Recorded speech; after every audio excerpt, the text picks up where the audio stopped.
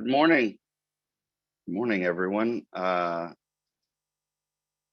And Ms. Godwin, do you recognize the quorum? Yes, sir. Quorum has been established. Thank you, Ms. Godwin. Having heard that, would like to bring this meeting to order and say good morning.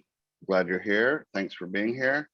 And we'd like to welcome all the members back and continue the meeting from yesterday. And we'd like to also welcome special guests that are on all around the state, perhaps watching on Zoom. So welcome. Glad you're here with us on our second day of our quarterly meetings. Actually one meeting, but just separated 2 days. So welcome back to the meeting. And of course, I wanted to welcome Commissioner Julian Alvarez, who is here with us today. And good morning, Commissioner Alvarez. And we would like to hear from you if you recognize you after just a couple of quick announcements, if that works for you, sir.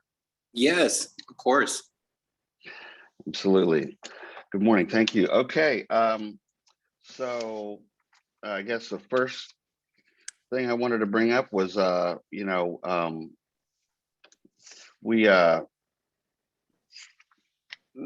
is the first meeting of our fiscal year, and let's just hope that if things keep progressing as they are in a positive direction, that COVID will be behind us and we'll may be able to meet in person at our next meeting, and that's our goal. So of course we want to recognize the governor's request to go back to in-person meetings. We have a little bit of a different situation with some members and perhaps guests that might have some compromised health situations. So we don't want to put anybody at risk in traveling or anything like that. So that's why we've lagged behind a little bit, but we certainly will heed the governor's order to move to public meetings or in-person meetings, hopefully coming up in the spring. So look forward to that. With that, I would like to turn the floor over to Commissioner Alvarez, and welcome and thank you for being here.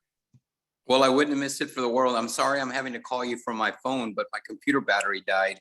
And I'm traveling the state today as I'm on the last couple of days delivering checks to truck drivers, to folks that are disassembling destroyers here in Brownsville and just different parts of the state. But Chairman, I just wanted to tell you what a great conference that we had a couple of weeks ago. And it was such a pleasure.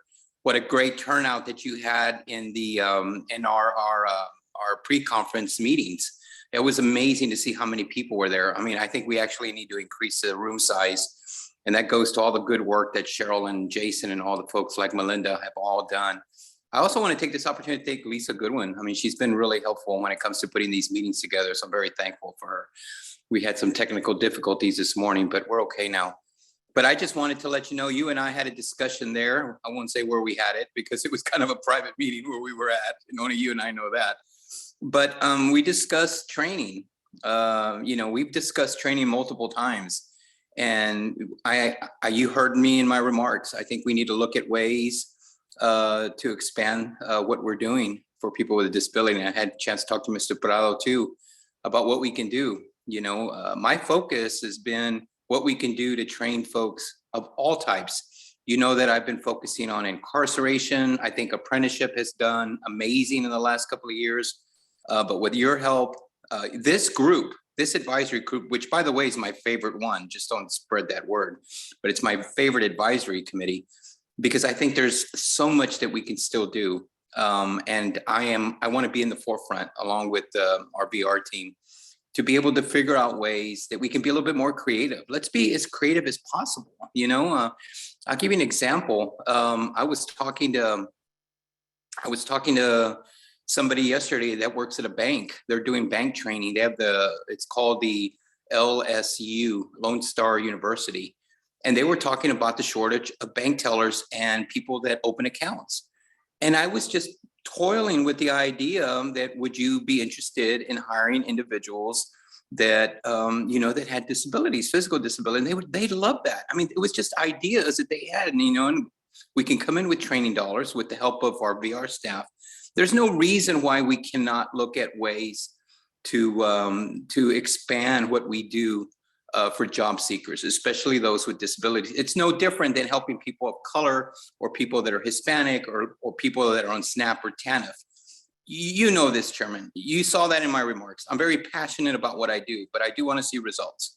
And I want to, this year, I want to focus, or this upcoming year, I really want to focus on ways that we can look at putting folks together in training opportunities, whether it's accommodations, like I know Cheryl and her team have accommodated, students that are training around the state, welding stations that are now equipped for people that are in a wheelchair. Those are the kind of things we need to do, outside the box thinking. Look, Texans do great things. We just got back from Sacramento, California. We were talking about why we have so many people out there working. We have more jobs than we have job seekers, but we got to do a better job. And so that's my commitment to you. I know this is the end of the year meeting. Chairman, you and I have had this discussion, but I need your help. I need this committee's help. And just tell me and our VR staff what we can do to accommodate the needs of those individuals that have, the barriers to employment, I should say. It's no different than not having a certification or not having a high school diploma or not being able to read English or not be able to speak English. It's no different. So we need to make sure that we can accommodate everyone. And it's in the tri-agency report, Chairman. It's one of the 5 charges that the governor gave us. You just referenced the governor. It's one of the charges. And so I'm committed to making sure that if it's the last thing I do before I step down, if I, as a commissioner, I want to make sure that I did everything I could to serve everyone, and especially those with a disability. Well, thank you, Commissioner Alvarez, and we really appreciate your dedication and interest in that specific thing. And we, I believe, and we see your actions actually put into motion. So we appreciate it. I witnessed, right, in one of your presentations at the conference, you mentioned something about drone pilots also. Yes. And how they are, can do that from a chair and are really proficient and, very good. Look, I don't exactly know who's doing it, but. Well, Roscoe, right now we're working at Texas Southmost College. They just got a grant from the federal government to train these individuals. We talked about, I'll give you an example of a conversation I had in San Antonio. So in San Antonio, they have a high turnover of individuals that are in the dispatching unit. So dispatchers are hired, and then when they experience what the policemen are experiencing out on the field, they want to be policemen, right? Both young men and young women. And so the captain of the police department asked me, we have such a high turnover. Is there something that maybe you could do to be creative? Look, we all have to be creative right now. And so one of the things I said, would you be willing to hire my disabled veterans? My disabled veterans this is a highly populated location where veterans that have a disability, some of them have a physical, some may not have a physical disability, but what they want is these people that come in have good leadership skills. They come on time, their soft skills are good. They need minimal supervision. Who better to be a dispatcher than someone who is looking for full-time employment? We can train on our dollar. I'm hoping we can. And then have them out there working as a dispatcher. It's just little things like that, Chairman. I'm again, I like being creative. You saw me at the conference. We're the first in the country to do a brewmaster apprenticeship program for people with a disability. For transitioning veterans. That's amazing. Or childcare apprenticeship. We want to be the first in everything. And so right now I'm looking at a program. That's why I'm down here in South Texas as well. I'm looking at putting more nurses out there, but I'm looking at hiring people with disability to do things like sterilizing equipment following an operation, a procedure. There's no reason why an RN or LVN needs to do it. We can hire people and give them those skill sets to do that. And the hospital here is looking to do that. And I've had this meeting with Daniel and a lot of the folks that are there that are listening today. And I think they're all on board. Let's give it a shot. What's the worst that could happen, right? Agreed. So this brings me to one thing. When you were not, by the way, I'm going to clear up this ambiguity that where we ran into each other. I'm going to expose it right now with it. Gentlemen, I remember working in the Capitol when I was in college, that there was a restroom in the corner that nobody knew about. And it was this great secret of, it wasn't a secret, but it was just this kind of, if you knew the turf, that you could go there and, you know, have privacy. Anyway, there was a restroom in the corner of the first floor of the conference location, and it seems that Commissioner Alvarez and I ran into each other a couple of times, and that made me aware that, okay, two gentlemen just trying to find the most private bathroom, you know, possible. So that's where we ran into each other, just washing our hands. So hey, but to clear it up, you know, some of the best ideas come in places that least expected, right? Exactly. So, but I do want you to know that I'm very committed. I think along with Cheryl, Melinda, and Jason, I think we're all committed to making sure that we can do everything we can to place everyone into employment, regardless of their abilities or disability, right? Yes, sir. And Good. the one thing in parting words that we had at our special meeting place was, and coming from the words of an ex-trooper, I certainly will listen well and reply with yes, sir. So the one thing that you mentioned was about unspent funds, and we brought it up yesterday, and you brought your name up as well, and that you Good. had a concern about that, and Ms. Fuller was very receptive to that and said that in her report today, she's going to address that to a degree. So I wanted to let you know that we're not, we understand that the federal budget increase for that and the Texas spending side was lagging behind a little bit, but we'll figure out a way to catch up with it. So I hate you being uncomfortable having to write checks back to the federal government. So well, Chairman, you know, so if anything, like I ended our conversation. We wrote, Jason Baton is working on a program along with Cheryl and their group about how we can use pre-ETS money. All it took was a letter. There's no reason why we can't ask for letters of waivers. I'm working right now with higher ed and the licensing group to see if there's a way that we can shorten up the curriculum for nursing. There's a shortage of nurses, and there are some courses in there, obviously, that we'd like to see that really does a RN really need all those courses. That's the same thing that applies here, Chairman. There's no reason why we can't. Can we sign a letter? Can we be the first in the country to try something? You know, I think the worst they could have done was slap us on the hand and say, well, don't do this next time. But, you know, heck, I put people to work, you know what I mean? And I trained them. So I appreciate that. I know Cheryl is the expert. I'm certainly not the expert, but what I can do is just bring up an idea, right? And the willingness and the passion to do something like that. Yes, sir. Well, thank you for that. And I just want you to know, of course, you're welcome to stay as long as you wish. And but as a busy man in South Texas, getting Texas business done, you may not be able to stay as long throughout, but of course, you're welcome. And know that if you do depart this Zoom meeting, we will continue this discussion with Thank you. Miss Fuller a little later.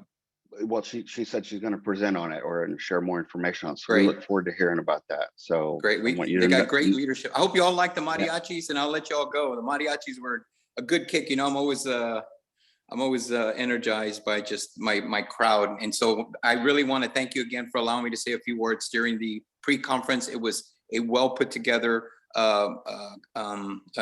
presentation by her group. And so very greatly appreciate it. So have a good day. I look forward to everything. And if there's anything that I can ever do or the agency, please let us know. Love you all. Thank you, Commissioner Alvarez. Appreciate your attendance and input. Thank you.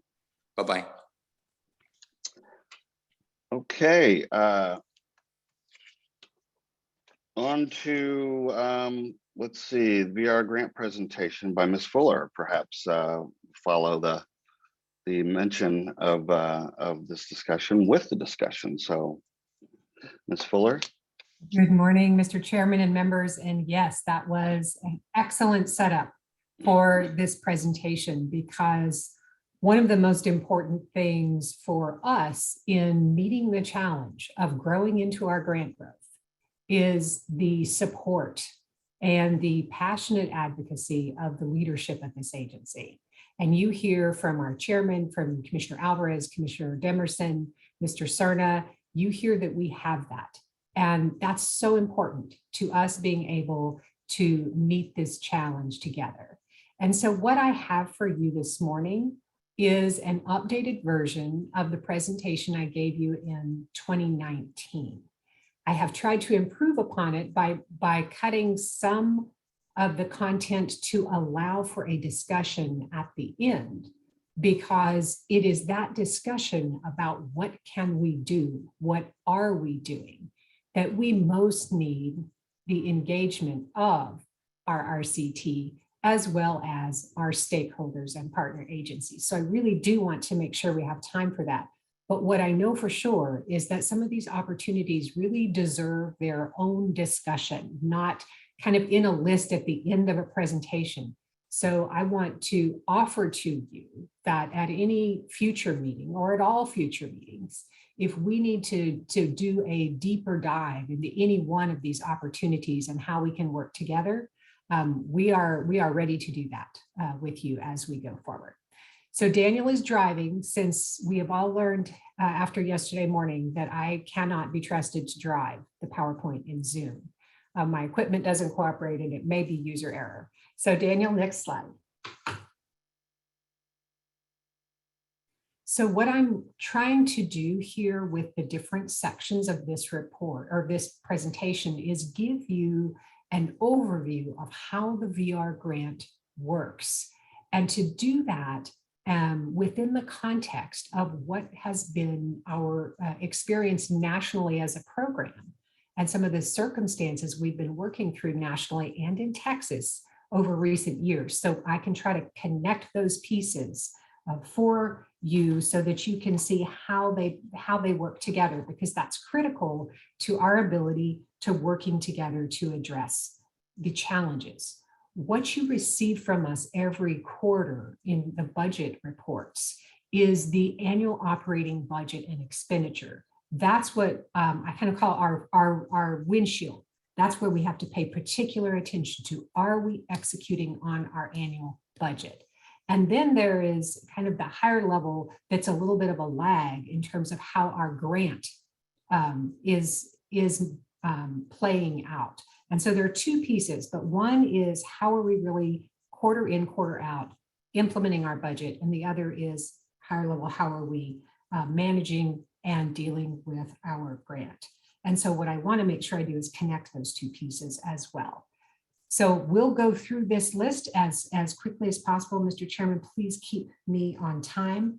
But I think that this will help you see not only how the grant works, but how changes in the grant, coupled with changes in WIOA, coupled with reduced number of people coming into the program, reduced expenditures, increased staff turnover, all of those things work together to create some of the challenges facing the national program and the Texas program. And for those of you that have attended CSAVR, you've seen some very informative presentations about the national trends that we also are experiencing, and from RSA. And if you haven't, I think we can get them to you, get the slide decks. But over the last couple, 3 years, we've really seen some good national pictures of this. And so I'll try to touch on that a little bit as we go forward. Next slide. So here's how the grant works. Every state gets formula allotment grant awards, so long as we have an approved VR portion of the combined state plan. So your work on the state plan is not only important for the sake of having a good plan and making sure that we are reflecting what we're working on, but it's important because you need an approved plan in order to receive a grant. The grants are annual, so they're annual allotments, and they're made based on a funding formula that is in law. And that formula is based on per capita income and population. We don't run that formula though. That's RSA runs that formula. And based on that, they issue our grant awards. They issue them biannually. And what that means is that we do not get at the beginning of a federal fiscal year, all of our grant up front. We get it in allotments, and it used to be 3, now it's 4. The caveat on that is if we are operating under a continuing resolution like we are now, we will just get portions of the grant associated with the continuing resolutions. And so just know that it's not like we get the full grant up front at the beginning of the year. We have 2 years to spend each grant award. So we get a grant award annually, but think biannual, think 2 years, because states manage those grants and spend those grants over 2 years. But we can only spend in the second year what we've matched in the first year. So when we're working with finance and we're working with all of our projections, we are projecting how we spend the grant over the 2-year period, and then project how any amount carried forward is spent over time. Next slide.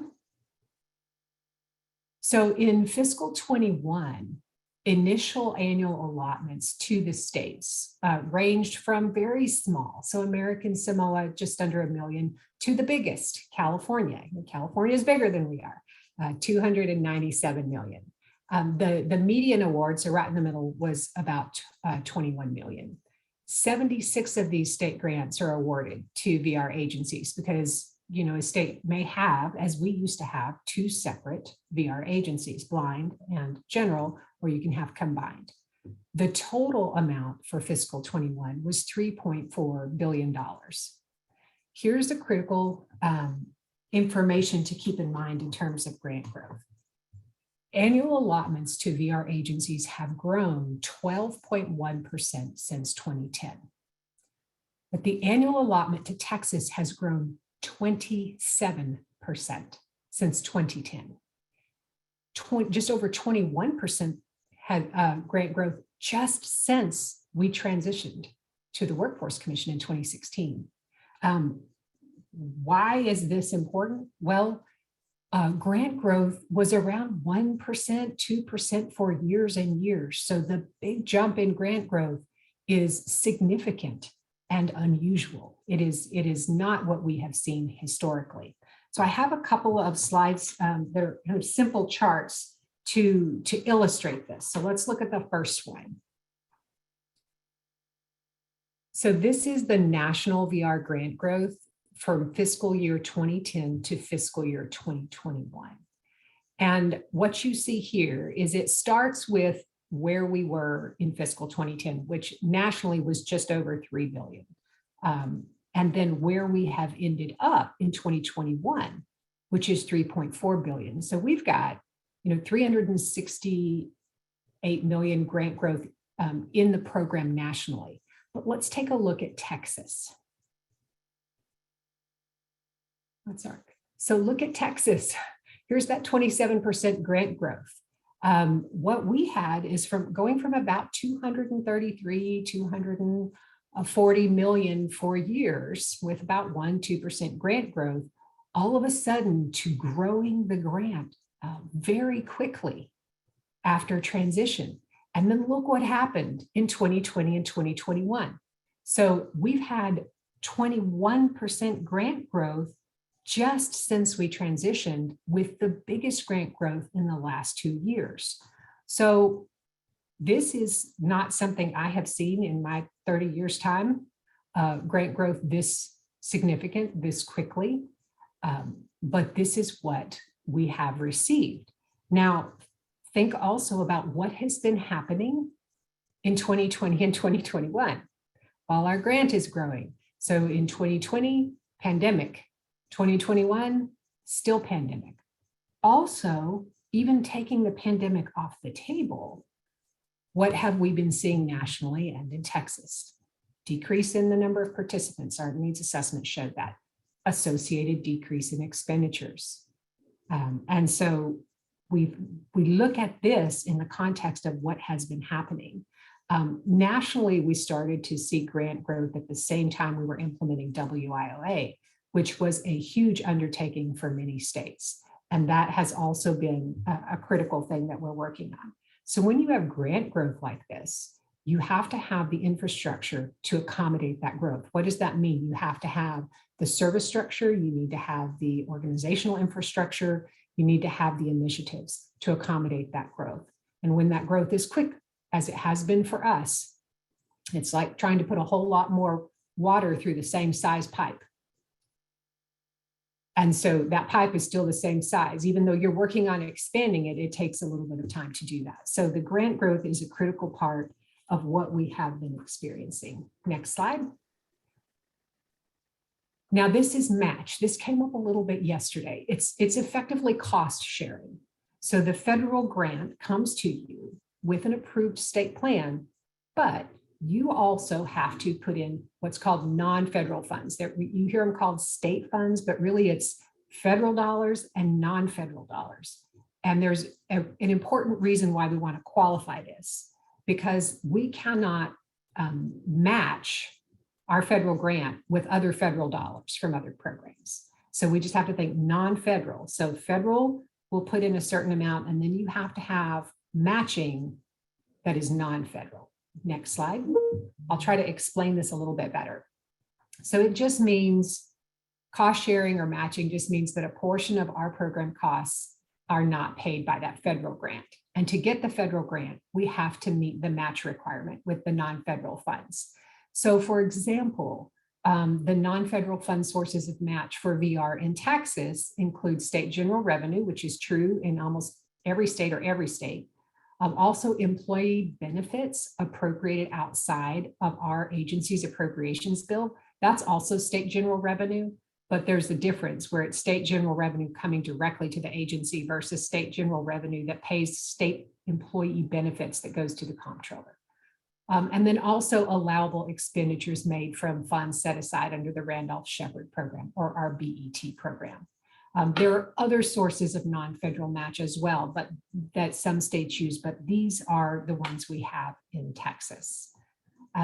One important thing about program income, you may be aware that we can receive reimbursement from the Social Security Administration for successfully serving someone who is a recipient of SSI, SSDI, who, after leaving our program, achieves what's called substantial gainful employment.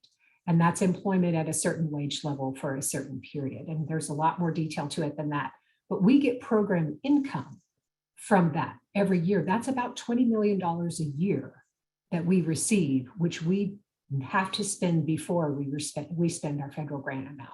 But that cannot be used as match because why? It's coming from Social Security Administration, which is federal. So it would not meet the non-federal requirement. All right, next slide.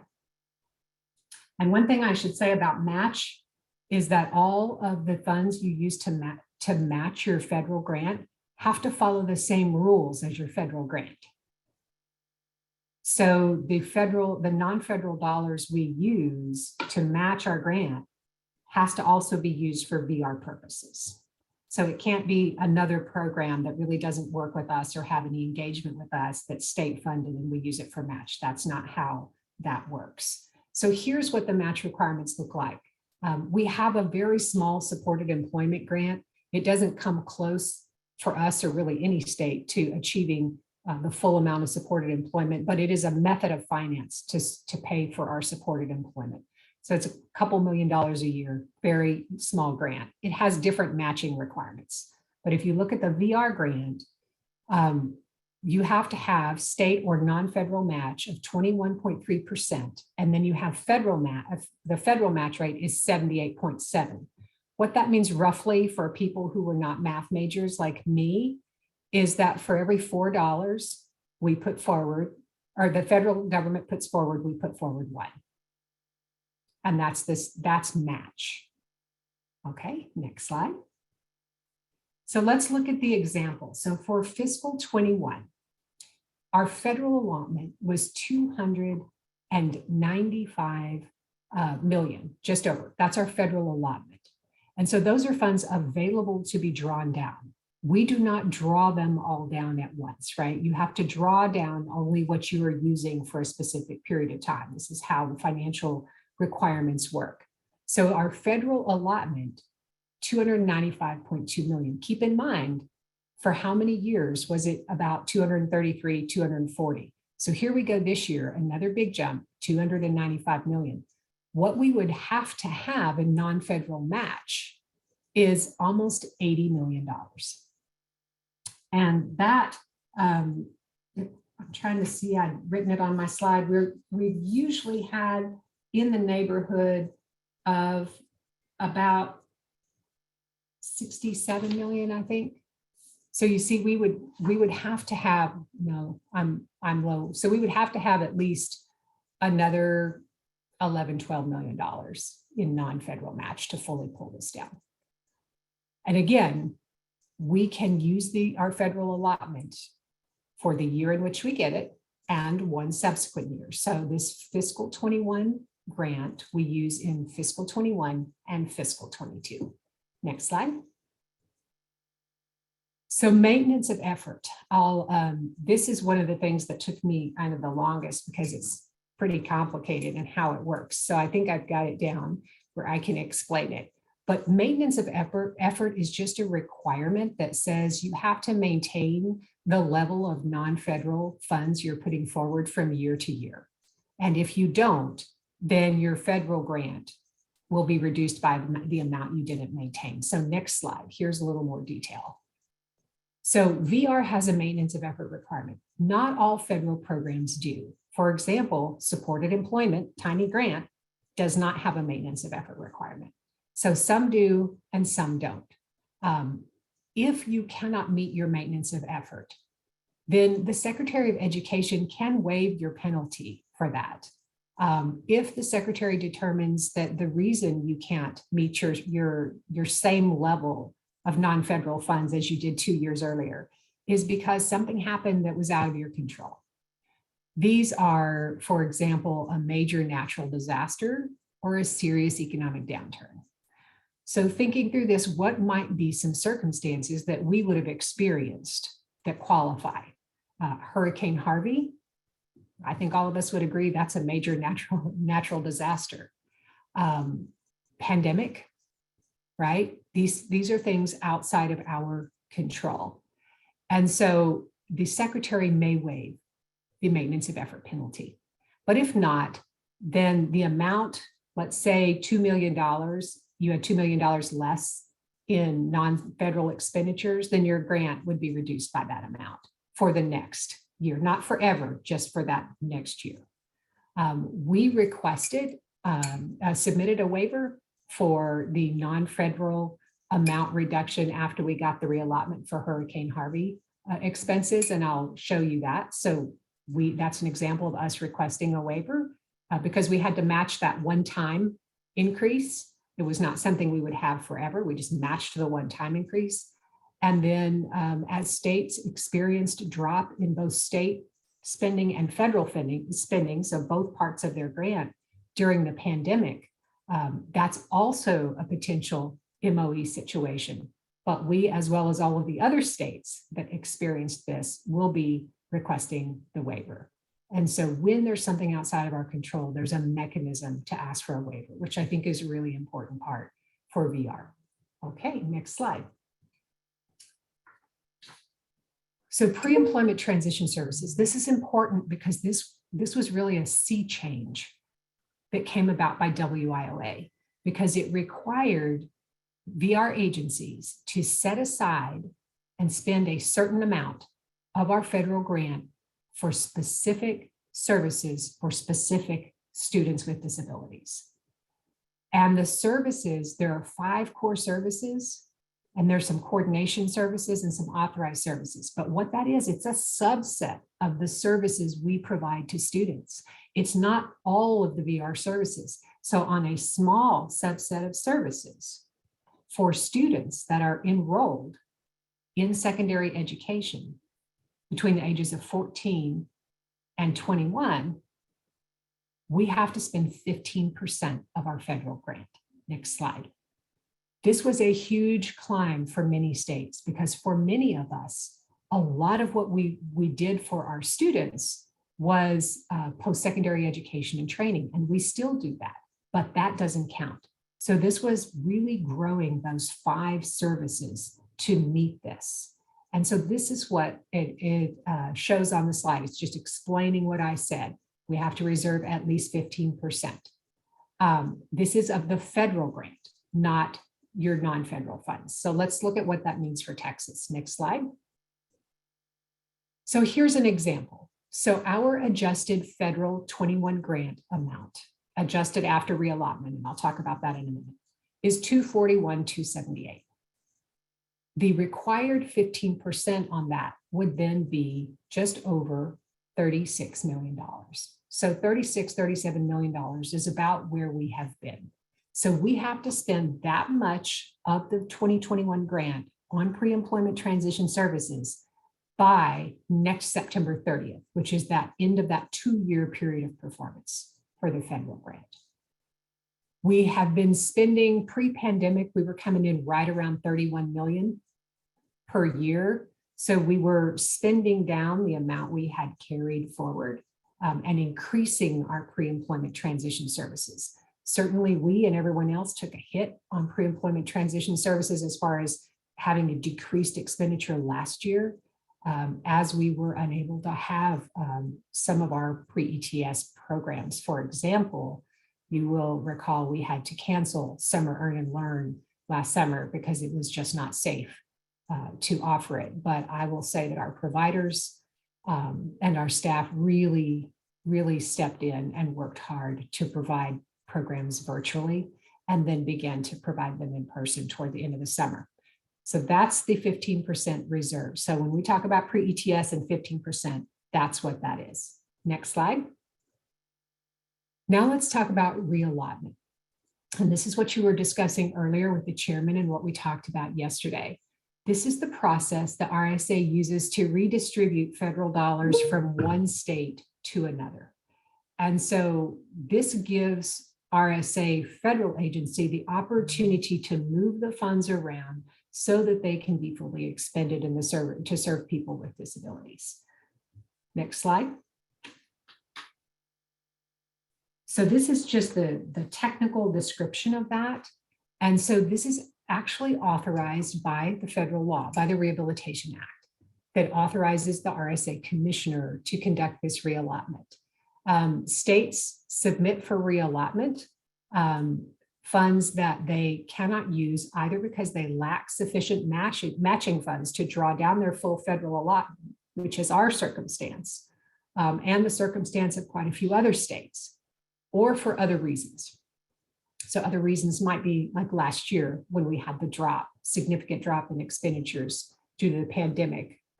So that's an example where states have been talking a lot about reallotment, and you'll see the results in that. So each state submits a reallotment form in August of the first year of the grant. And states may either say we're going to relinquish, and it's not funds that we've pulled down, it's funds that we won't pull down, right? So we'll either say we're going to put these on the table for reallotment, or we'll say we're going to ask for some of those dollars that have been reallotted by other states. And then RSA has to issue those by the end of that first federal fiscal year, so that the states that receive dollars have that full next year to spend them. Now, the match requirement applies to reallotment. So when we asked for $42 million to address Hurricane Harvey impact, we had 33 million was the federal portion, and we had to come up with the just over $8 million in non-federal money. So reallotment brings with it the match requirement. Next slide. So let's look at the reallotment over time. And I've kind of copied these slides from what David Steele, our federal fiscal unit chief at RSA, has done in his presentations. So here you see what the trend has been nationally for reallotment. And this is in millions. So on the far left side, you see we were nationally submitting for reallotment about 136 million in 2010, popped up to about 160 million in 2011, and then it kind of was either steady or dropping until look what happened in 2018. Right? So think about grant growth. Now think about reallotment in that context. So here we go in 2018, states are getting larger grants. States are also struggling to expend those grants for a variety of reasons, and up goes the reallotment amount to the 299 million that was reallotted in 2021. For a period of time, up to about, I think it's about 2018, 2019, the request then from other states saying, we'll take some of those reallotted dollars was more than was actually submitted for reallotment. But in the last 2 years, where we've seen the big growth, but also the impact of the pandemic and other challenges, states have not been requesting all the funds that were submitted for reallotment. So last year, there were still $141 million remaining. And this year, there are $177 million remaining. So what's happening with those funds? Well, Congress has given RSA the authority to issue disability innovation grants. And so states and partners can submit grant applications to use those funds to improve and expand or enhance or come up with new service strategies for people with disabilities. And I think that was a really helpful authorization by Congress, because it allows those funds to get back into the system. All right, let's look at the Texas reallotment picture, because our Texas reallotment picture is a little bit different from what you see nationally. So from 2010 to 2016, when our grant was pretty steady, we were not submitting for reallotment at all. We were staying pretty steady, or we were submitting like way back in pre my time. So I can't give you what was happening. We were submitting, less than $2 million for reallotment. What you see in that drop down in 2017, that's actually us asking for reallotment dollars. So there's the funds we requested in the wake of Hurricane Harvey. So you'll recall that you have to make your reallotment request in August, and then RSA has to issue the funds by September 30th. Now, August of 2017, when we had to make the request, remember where we were with Hurricane Harvey. Houston was still underwater and would be for some time. We were still in the thick of it, if you will. And we were very, very concerned, as were people with other federal programs, about what the impact would be to our customers. And so when we projected the possible need we might have, in addition to our grant, to meet that need, we projected high, because we wanted to be on the safe side to make sure we could address our customers' needs. What actually happened with us and with many other circumstances around Hurricane Harvey, and you might remember, reports to this effect in the news, is that we recovered much faster on the whole than was projected. And for us, our customers had insurance. They were able to get back to work quickly. Some of their DME was under warranty. And so we ended up needing, 10 to 13 million. And so what you see is that we created kind of an additional amount of funding to spend that we could not absorb. So then when you look at 2018, this is where our grant is really picking up. And so we could not fully match just over 5 million in 18 and just over 12 million in 19. We weren't able to manage that grant growth. And then what happened in 2020 was, remember, that's 2020, that big jump in our grant in 2020 and 2021. We were not able to match that. But in addition, if you look at this and then look at the amount we requested for Harvey, ultimately the amount we received for Harvey that we couldn't spend went back into the system in 2020. And so you can almost match those up. And so 2020 was a very difficult year for us because we needed a big year in 2020 to spend the rest of those dollars we've gotten for that reallotment and also start growing the program. Instead, we got a pandemic. And so certainly we're not alone, but that was a big impact for us. In 2021, just under 54 million is what we were unable to match of that big grant growth. And so when we talk about, you hear Commissioner Alvarez talking about being creative, expanding what we're doing, maximizing opportunities to improve services and expand services, this is what we need to do. We need to grow into our grant so that we can fully pull down that federal grant award. Next slide. So how does that tie to our annual operating budget? So the TWC Finance Department helps us manage that grant over time, including showing how any amount that we're carrying from year one into year two will spend down over time. But we need to increase our spending to make a case for more non-federal funds. And so that's one of the things we're working on, and you'll see how we've planned for that increase in our annual operating budget. So next slide. So what happens is that the Finance Division develops the annual operating budget, which is reviewed and approved by the Commission.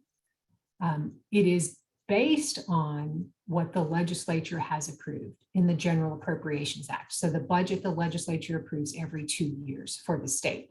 So our section of the operating budget is prepared in coordination with me and the deputies and our division budget analysts and the finance division and other administrative divisions, like our IT division. We are heavy users of their services.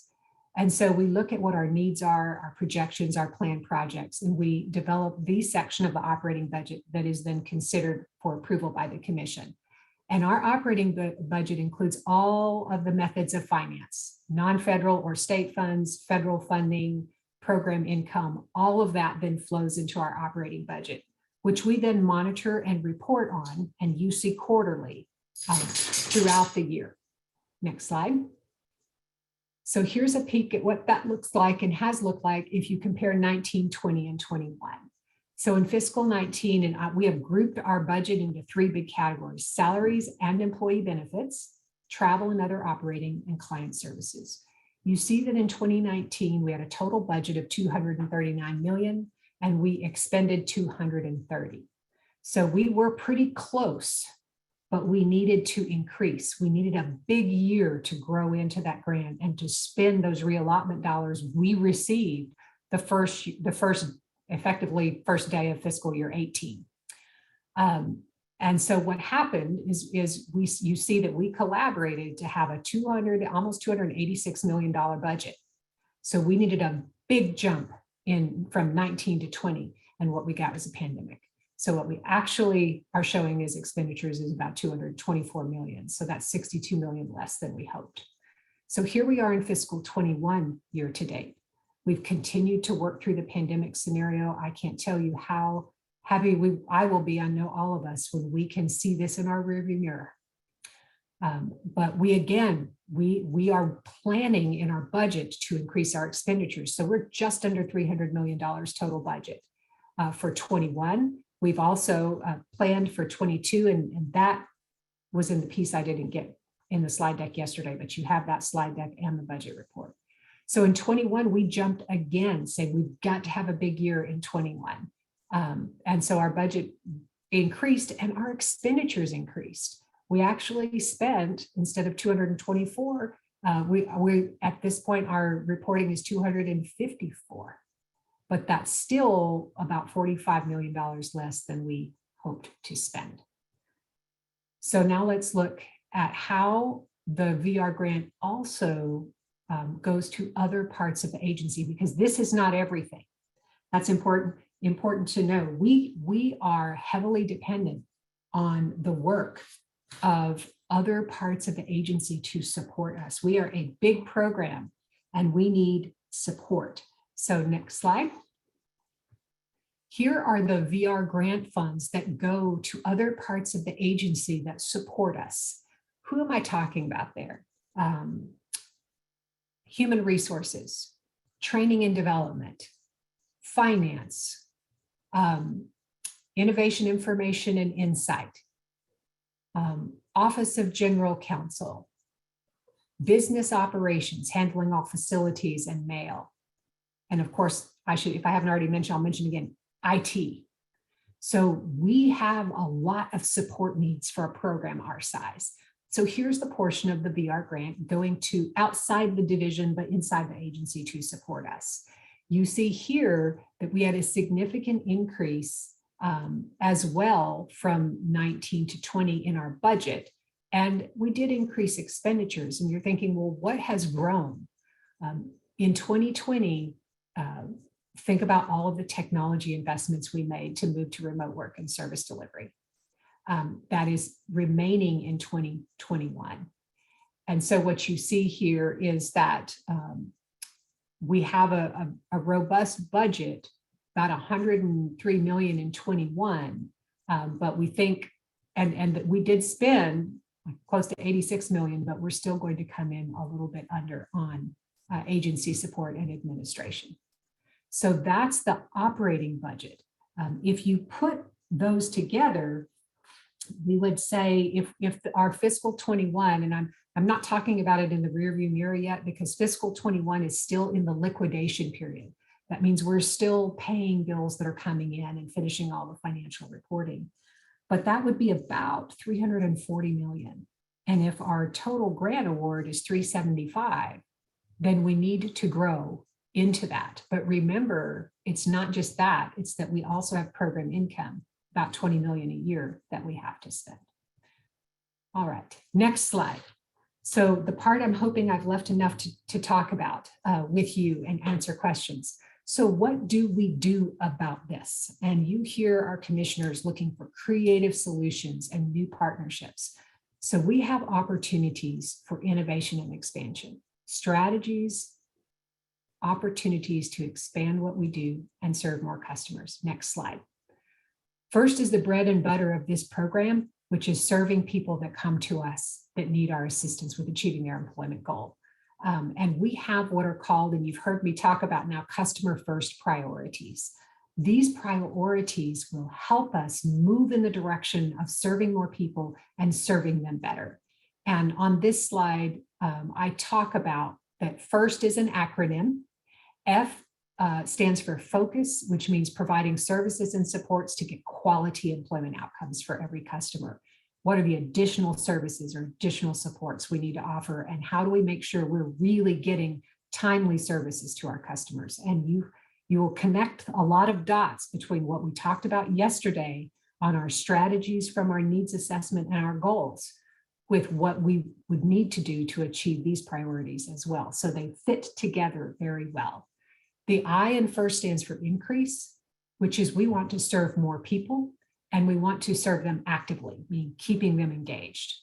R is for raise, and this is big because it connects to what the commissioner is talking about in one of our big agency initiatives, and that's raising participation in post-secondary education and training.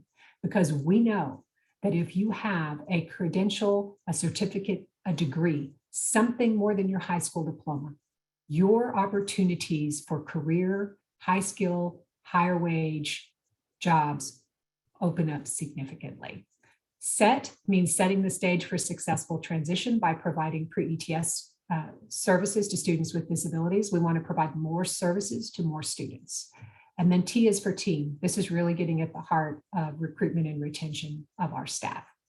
So that's the bread and butter. We have to continue doing that because that's about rebuilding and expanding customer pipeline out in the field.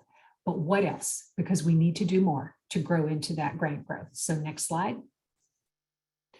The first thing, I think the top thing on our radar is what we have been talking about, what you've heard about from our Texas APSI partners, as well as when you heard from Sarah Kendall, and that's employment first expansion. How can Texas more fully embody the employment first priorities that we as a state embraced? We talked a little bit about implementation of Senate Bill 50 yesterday. That is certainly a circumstance that could help us drive this expansion.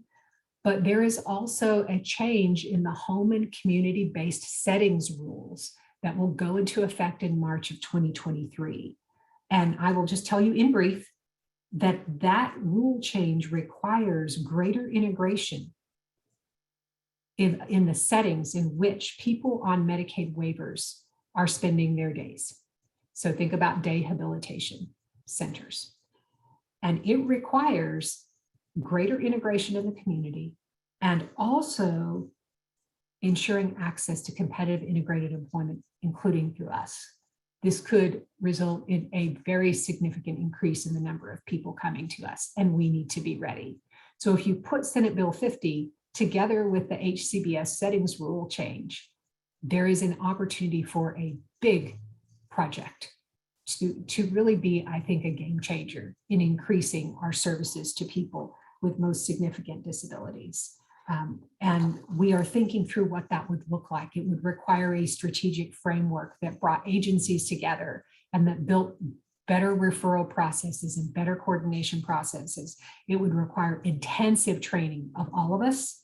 And it would require for VR for us to make sure that our continuum of services is ready for serving our customers that could come to us this way. And what that means is the services that are in place, like job placement and paid work experience, yes, but also those that we're improving, like supported employment, and those that we're developing, like customized employment. This is big. Another opportunity is that we could develop projects that attract additional non-federal funding. So instead of just saying we're going to go to the legislature to ask for more matching funds, how about we develop projects that pull in non-federal funding from other sources? This is really exciting to us as an opportunity, and we see an opportunity on the horizon. We don't have enough detail yet, but I hope I have it by our next meeting. Also expanding pre-employment transition services and transition services. We want to serve more students, particularly younger. We have done a good job of increasing the number of services or students we're serving that are older, meaning they're 17, 18, 19, but it's that 14, 15, 16 group we need to do more with. And then also expanding participation in TWC's initiative to close the middle skills gap. That's what I've been mentioning. What is the training that we need to ensure our customers have access to, or that we develop, that helps them get that degree, that certificate, that credential, including those that are more than high school, less than a 4-year, although our customers can get 4-year and advanced degrees if that's their goal. So it's what can we do to expand? We're already participating in a couple of the initiatives, 3 specifically, but what more can we do? So here are some opportunities we could discuss in greater detail today and in the future and get your feedback on as we formulate those. So next steps. Next steps, we have to keep the main thing, which is serving customers, serving them well. And a lot of the work we need to do to keep the main thing is what we talked about yesterday in those needs assessment priority areas that are transitioning into goals. We've got to keep focused on those and measure progress and effectiveness and adjust where we need to.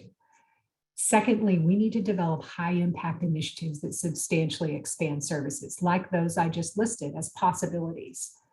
We are already working on preparing discussion papers, looking at more detailed plans for how we might approach these so that we have that to take to our leadership and also to you and to partner agencies and stakeholders. And then once we kind of come around, what are the big high impact things we can do that we have the capacity to do? So we can't do everything.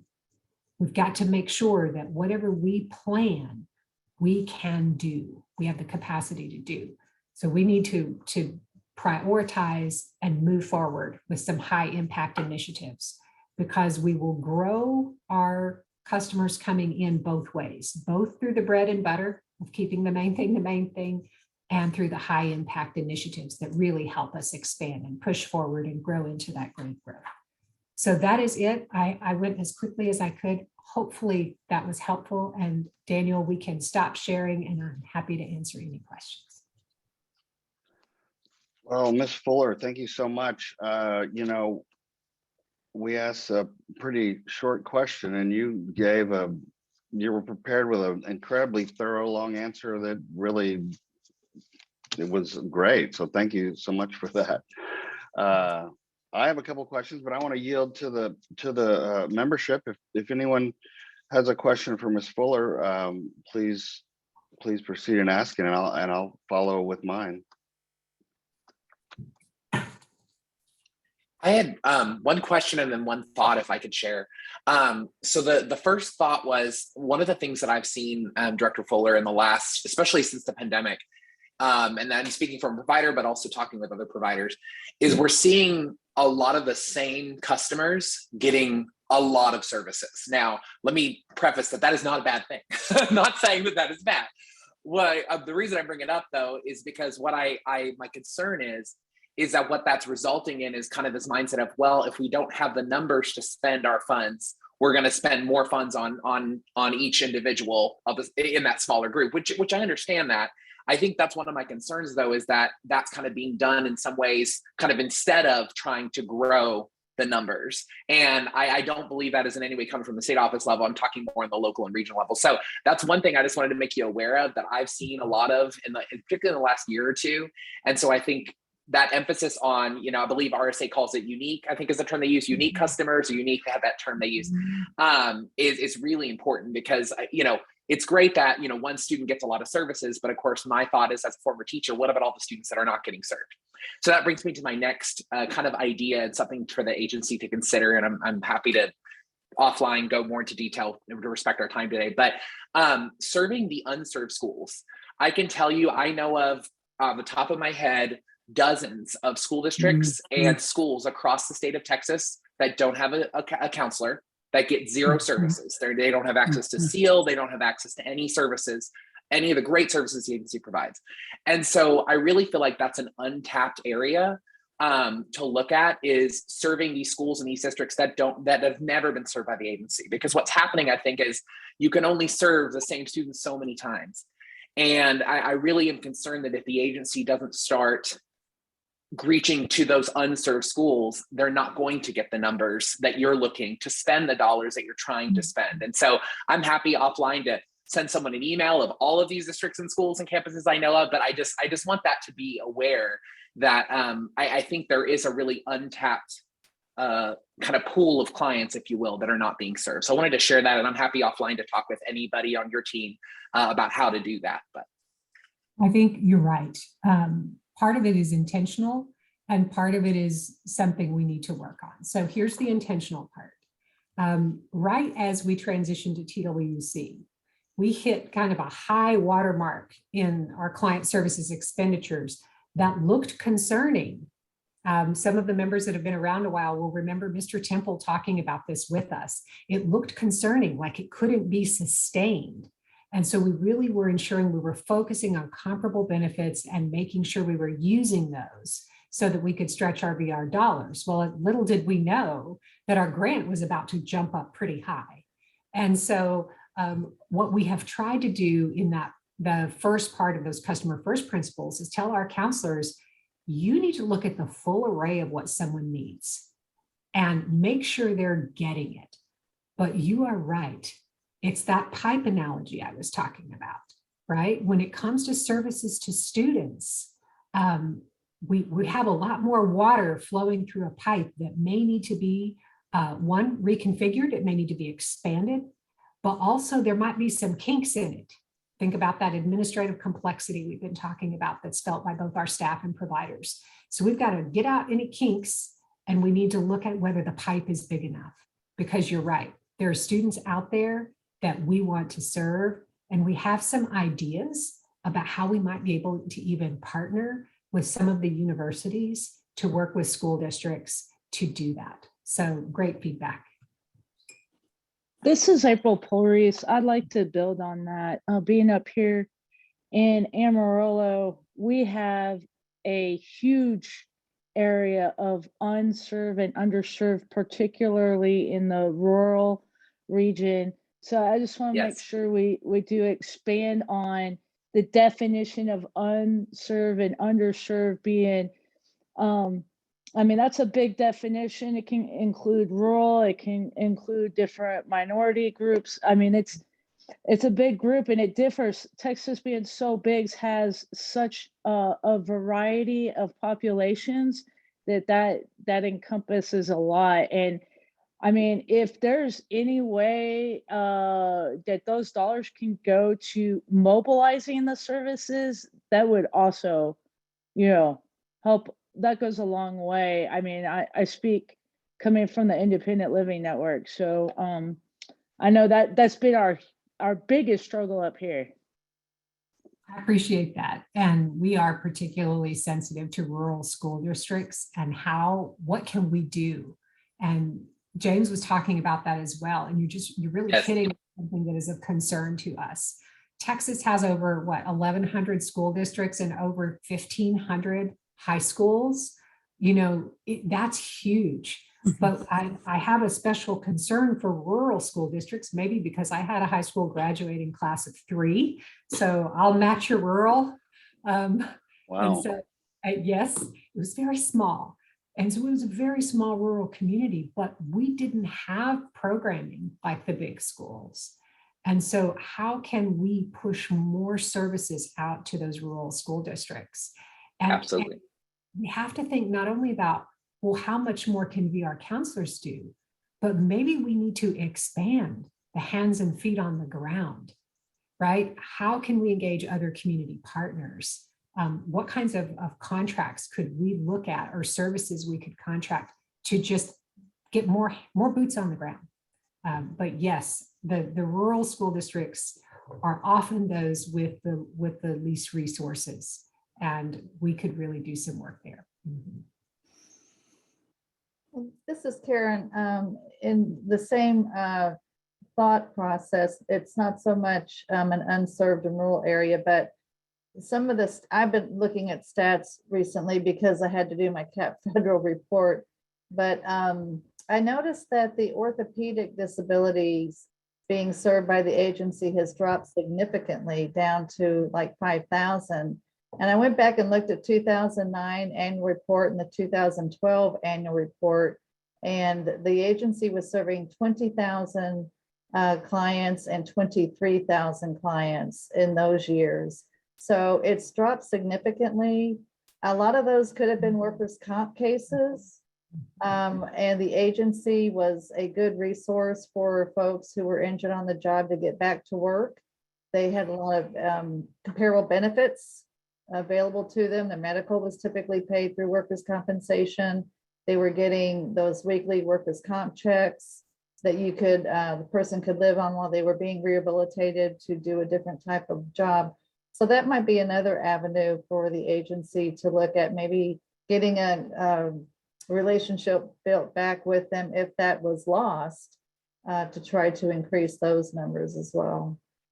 I would very much like to do that, because we have maintained our data sharing and coordination with workers' comp, but we may need to redouble our efforts and really look at how we're engaging people and if that's working, because there may be an opportunity to serve people that we're not getting because what we were and have historically done isn't working as well anymore. Yeah. And so let me make a note of that. Well, Dr. Williams and Ms. Polrees and Ms. Sample, thank you all so much for bringing up great points, and I fully agree with all of them. And I wanted to ask Ms. Fuller,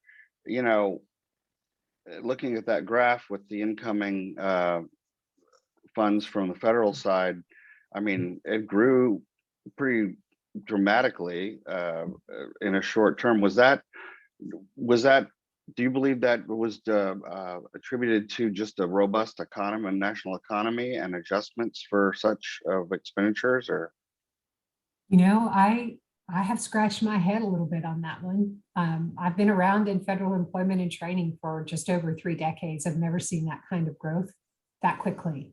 So it's good, but it's, no system grows that fast, right? So how do you grow into it? And the formula in the federal law, I'm happy to share that with any of y'all who love formulas. But it essentially is looking at your per capita income and your population. And we know Texas has grown a lot, but we didn't do all that growth in 2 years.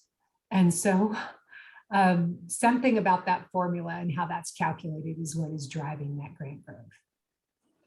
Okay, well, thank you so much. I believe that with the adjustment for the pandemic, it's going to change those numbers, and perhaps in a odd way, and the economy is not quite as robust as it was when those expenditures were distributed. So perhaps things will kind of strangely fall back into line, and we'll be able to increase services to the needed folks that Dr. Williams brought up out in the certain areas, and perhaps we can spend more of our funds to match. So I look forward to seeing those numbers hopefully before I term out, but if not, I'll keep an eye on it. But anybody else have questions for Ms. Fuller? What is being done to, especially in incoming like Tesla and Amazon, some of the incoming businesses, especially as you well know, in Austin and probably in Taylor and other areas, what's being done to assess the types of jobs that are going to be available and matching those kinds of jobs with potential employees? I think we used to have, and I know this is used to, but I think it was valuable, a job assessment tool that counselors took to look at jobs and look at all the different elements. And I think the employment assistance specialists do that when a referral is made. Some of that money, people are not getting training with the assistive technology that they're getting. There's just a lot of things, I think, for the blindness population. And I'm going to stand up for those folks. 70% still are underemployed or unemployed. And I'd like to just, throw that out for consideration. Yes, ma'am. And I will tell you that we still have employment assistance specialists. I know you do. They are very important to helping our customers who are blind or visually impaired as they get into the workplace, but also in just assessing their needs as they go. And our assistive technology unit remains incredibly important. And what we're trying to do is build those connections that you heard the chairman speak about to other parts of the agency that will help us have greater influence. So an example of that, we have, I think it's 15 employment assistance specialists and 12 business relations coordinators. So for the whole state, that's not a lot. It's just not a lot. So we're trying to partner with the business services units at each local workforce board. Those business services units actively engage with their economic development partners when there are new businesses coming to town. And so that's where we have an opportunity to make sure that our program, our customers are represented in those conversations. And so we're continuing to work on how we make sure business service units still in the board areas are keeping our business relations coordinators and employment assistance specialists on the team as we engage those new customers, so that we see what kind of job opportunities are coming in and how can our customers be available as well.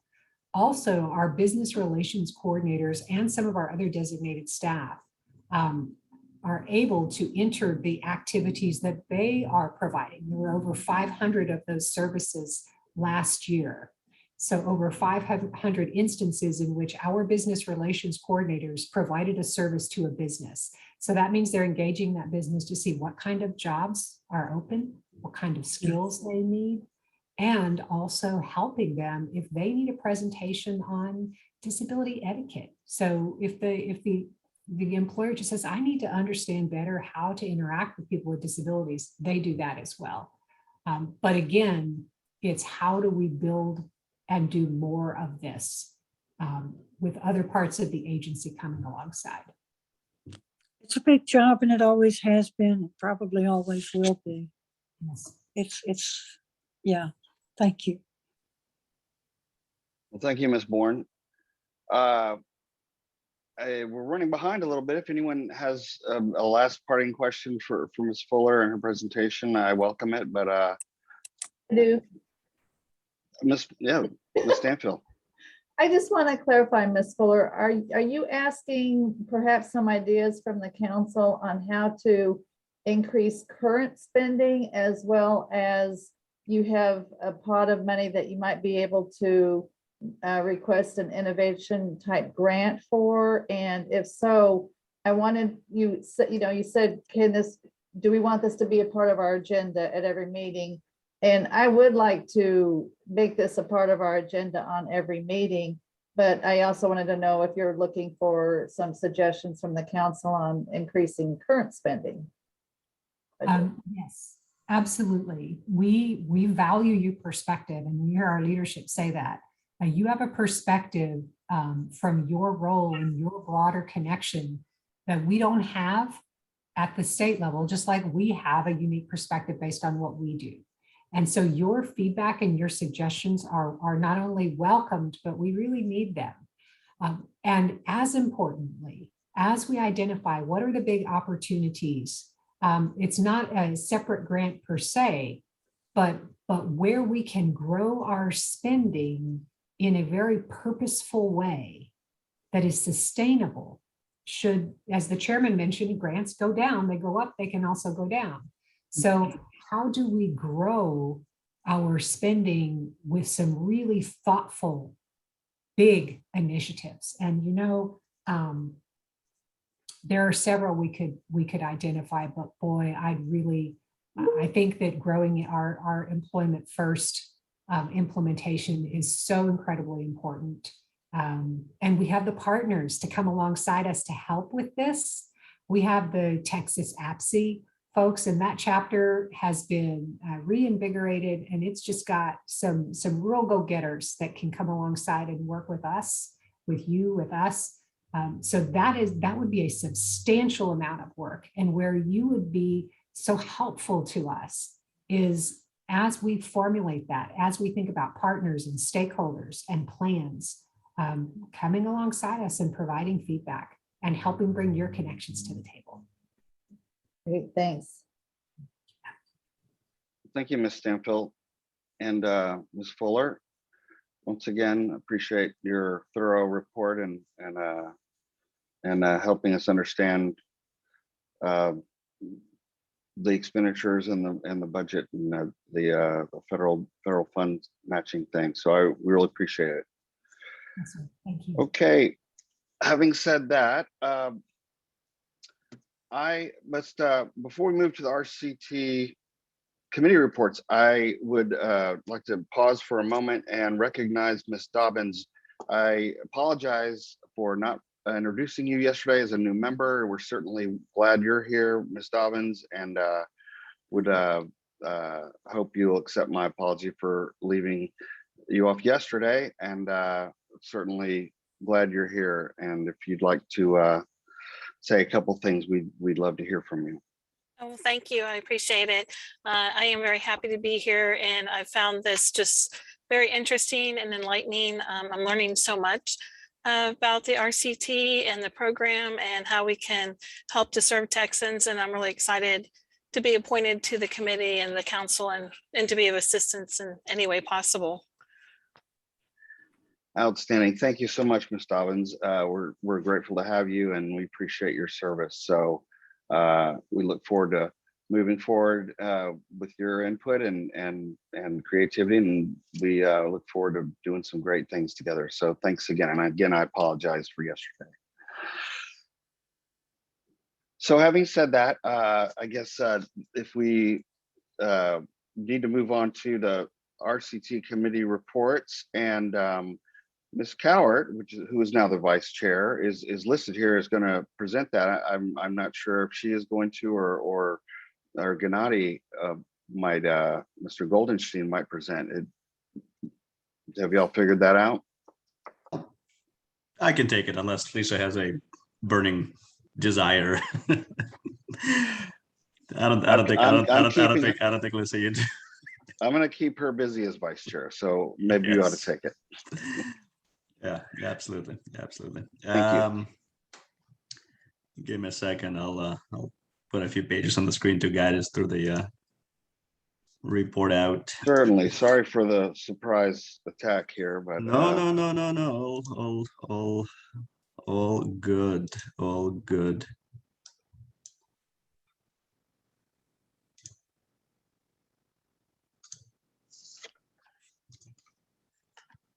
And unfortunately, the next one will be education and membership, and Mr. Powell has he departed yet? I know he's in New York, and I think he had to go catch a plane. So anyway, we'll address that when we get there. Mr. Goldenstein? Yes. Can you folks confirm that you can see my screen and you can indeed see the presentation version running a Yes. two-screen setup? All right, very good. It's always a challenge with Zoom sharing the right screen. All right, so just a short report out on our committee meeting yesterday.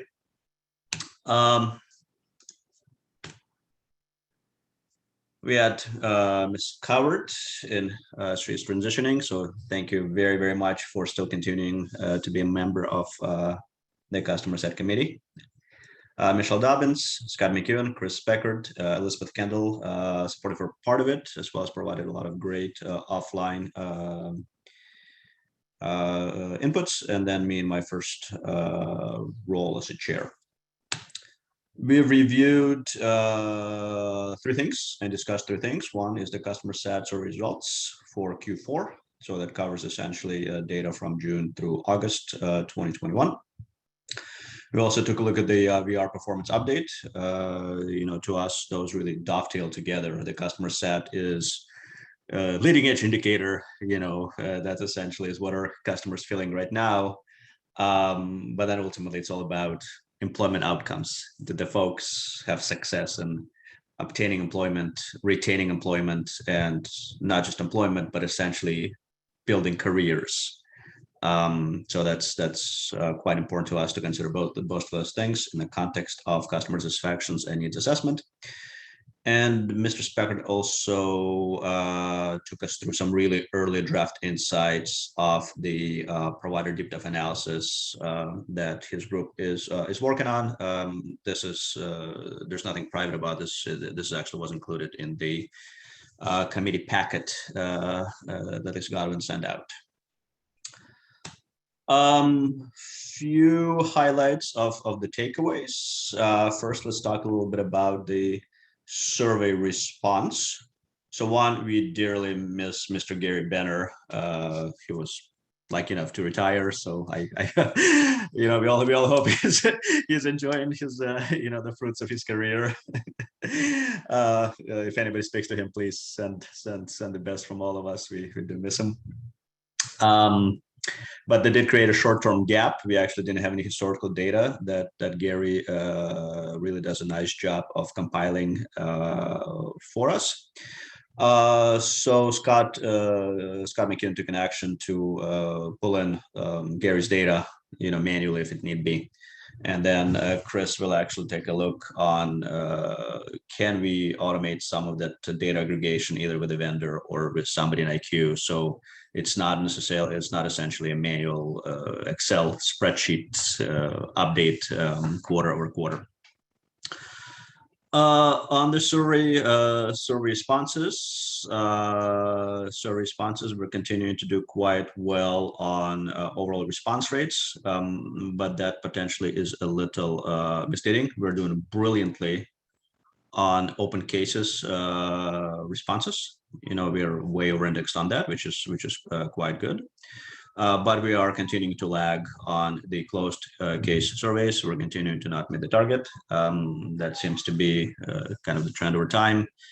So we're recommending exploring adding further survey channels, not just the phone calls that we're doing right now, but possibly extending that to emails, texts, web-based survey, whatever potentially the vendor can accommodate that might work a little bit better with the folks whose cases have been closed for either positive outcomes or not so positive outcomes. I think we probably want to talk to the folks and get responses from the folks whose outcomes were not positive, and maybe expanding to other means of survey administration will give us some of the data. I want to pause here for a second. Any comments or questions from the rest of the committee or the rest of the council? Okay, moving on. Customer satisfaction, the highlights of the survey. And once again, this is just a Q4 point in time. We don't actually have historical trending. The good, right? Something we can all be proud of is we're continuing to provide that really friendly, positive service, can-do attitude, respectful manner of address, and doing quite well on inputs and employment goals. Folks were heard, basically. The customers of VR services, we're continuing to hear them, which is quite good. We're continuing to struggle onto things that seem to be quite correlated, even if it's just correlation, not causation. Choice and availability of service providers. So we need to work to continue to understand that relationship between provider availability, provider choice, and how it's affecting employment outcomes, how it's affecting the leading edge indicators of customer satisfaction, and is there any kind of relationship between various provider models for availability and the services they provide. So we need to keep a very, very, very close eye on that. That seems to be quite important. One of the things that we asked Scott McCune to do, well, rather Scott very generously volunteered, is there models in other states that we could learn from? And the way we asked him to do that is there actually states that have just absolutely brilliant VR customer satisfaction data? So not necessarily benchmark their practices for how they deal with service provider availability and service provider distribution. No, let's just see, is there any states that are doing significantly better for us on satisfactory responses or even perhaps employment outcomes compared to us? Somewhere we have 48, we have 48 continental states, we have 47 other folks. They're probably somebody who's better than us. They have happier customers, more satisfied customers. Let's see if we can identify those. And if you can, then we can benchmark what they're doing and see if we can learn from those who potentially might have cracked something. Other, maybe large distributed states like California or something of that nature. So look forward to see if Scott can identify some lighthouses for us to chase down and then benchmark. So the idea is not to benchmark first. The idea is just to see if there's anybody we can benchmark. Once again, I want to pause here for a sec. Any questions, comments from either the rest of my committee members or from other folks in the council? Okay, moving on. Impact of COVID is quite pronounced both in the customer sat as well as VR performance data. So from the customer sat, 30% of the customers clearly reported interruption services due to the pandemic, which is rightfully so getting a little bit better over Q3. We are returning somewhat back normal. Which is great, right? And we see that in communication from Governor Abbott as well. And the self-reported folks losing jobs stays more or less consistent from Q3 to Q4. We are seeing something very, very similar in the VR performance data. So I pulled in a couple of charts from that VR performance report. You can see a clear cliff from 19 to 20, and then just further dramatic cliff from 20 to 21 around closure rates. You can see that initial Q2 employment. You can see that dropping off the cliff in 2021, and the retention Q2 to Q4 is also dropping. So this is clearly supporting, right? This is clearly supporting what we see in what our customers are reporting to us. The one silver lining is the earnings so far seem to be not affected. So for the folks who were able to retain their jobs, their earnings are not affected. So that's a great sign. That's a great sign. Also, it points two things, right? We're placing folks in the right jobs. We are giving folks careers, not just transactional employment. And this also points to when employment comes back, right? We'll continue to do so. As an aside, and I don't have this data on the screen now, but if you take a look at the Q2 through Q4 post-exit employment, the customers of VR are actually doing significantly better than other training programs in the state. So that's a great sign that customers of VR are able to retain jobs. So this points to we're doing a great job on our mission to careers, not just transactional employment. Gennady, this is Karen. I'm having trouble seeing the numbers on the screen. Can you read out the numbers that you're referencing that are either getting better or getting worse? Yeah, absolutely. Yeah, absolutely. So successful closure rates across the state in fiscal year 19, we went from 60.9% to 57.2% in state fiscal year 20, and dropping to fiscal year 21 to 47.5%. So quite a dramatic drop on successful closure rates. If we take a look into the Q2 post-exit employment, we were on a nice trend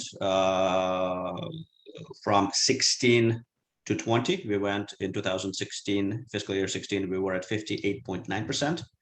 And we had a nice climb to 61.7%. So nice trend there. But in 2021, we are now back to 55.6%. So dramatic drop in that initial employment. For Q2 through Q4 post-exit, so this is that retention that I was speaking about. We were trending fairly stably from 16 to 20, between 86 to 87%, but we dropped to 82.4% in 2021. So 5 percentage points is quite painful there. And then on earnings, in fiscal year 20, we were at 5,239. And then 21, we actually went up a little bit, but I don't think that's a statistically significant bump. We are at 5,330, so flat for all intents and purposes. So something clearly we need to continue to monitor, seeing how it's going to affect Texans with disabilities, and seeing how it basically affects what ends up being sticky and what ends up being just hopefully going away once we're over COVID, if we're ever over COVID. And also Chris Peckard took an action to compare, especially earnings data, but it'd be also nice, I think, Chris, we didn't ask him yesterday, but it'd be nice, we'll ask him later, to compare just this versus state averages. So are folks with disabilities, Texans with disabilities, are they being affected at different rates than the rest of state of Texas? And if so, is there anything that we need to do differently to address their needs? Any questions or adds on this page from either the rest of the committee members or from the council? Yes, Gennady, good morning. This is Chris Peckard. Just a comment on the Q2 to Q4 slide. The 82.4%, if you compare it to the career and training program, which includes individuals without disabilities as well, that number is about 78%. And then the career and training with disability is about 73%. And so you had mentioned before how the VR program, the retention rates are higher. Just those numbers offer that comparison. Mm-hmm. Yeah. I mean, that's absolutely brilliant stat right there, Chris. Thanks for having that number of the drop of the hat. Okay, and the last topic for our discussion was remote access, which was clearly became quite important during COVID.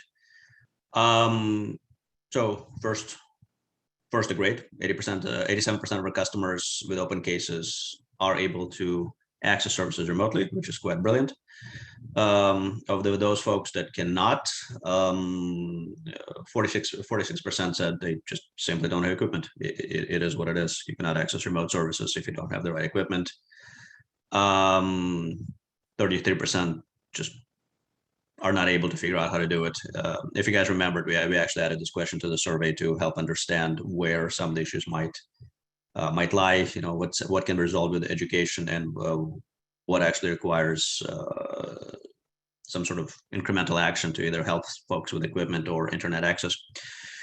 So 33% perhaps can be resolved with some education, with some support, but the remaining 65% or so requires a bit of auxiliary measures to enable remote service. That's important because 23% of the customers prefer in-person services, while over 75% would actually prefer either remote or a mix of in-person or remote.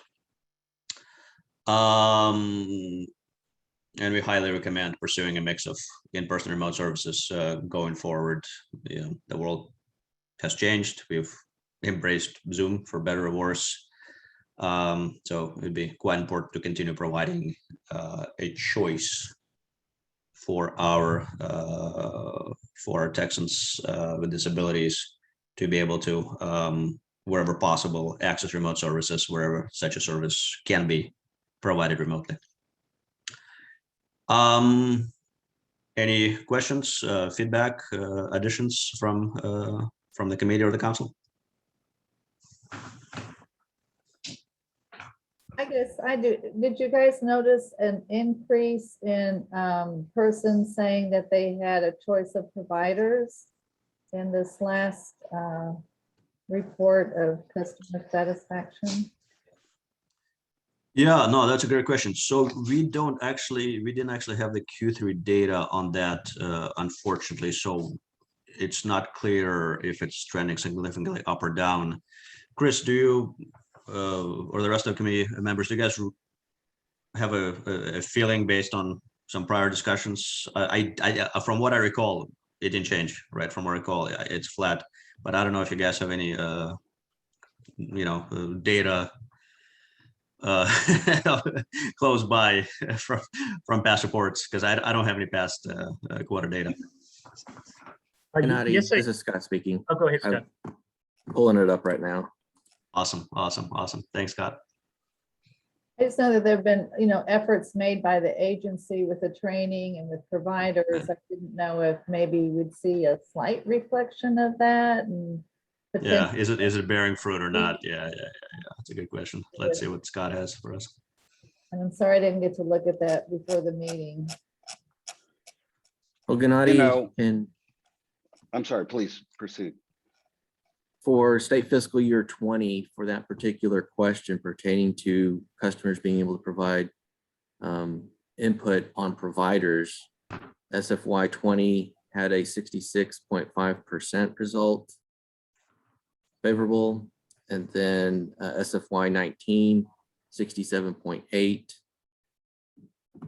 And so for the fourth quarter data that we had from quarter 4 from 21, we were at 67% for overall open and 66.8% for overall closed. So yes, holding flat, not bearing fruit just yet. And whether the COVID overlay has any impact on that or not. Well, it didn't go down, so that's good.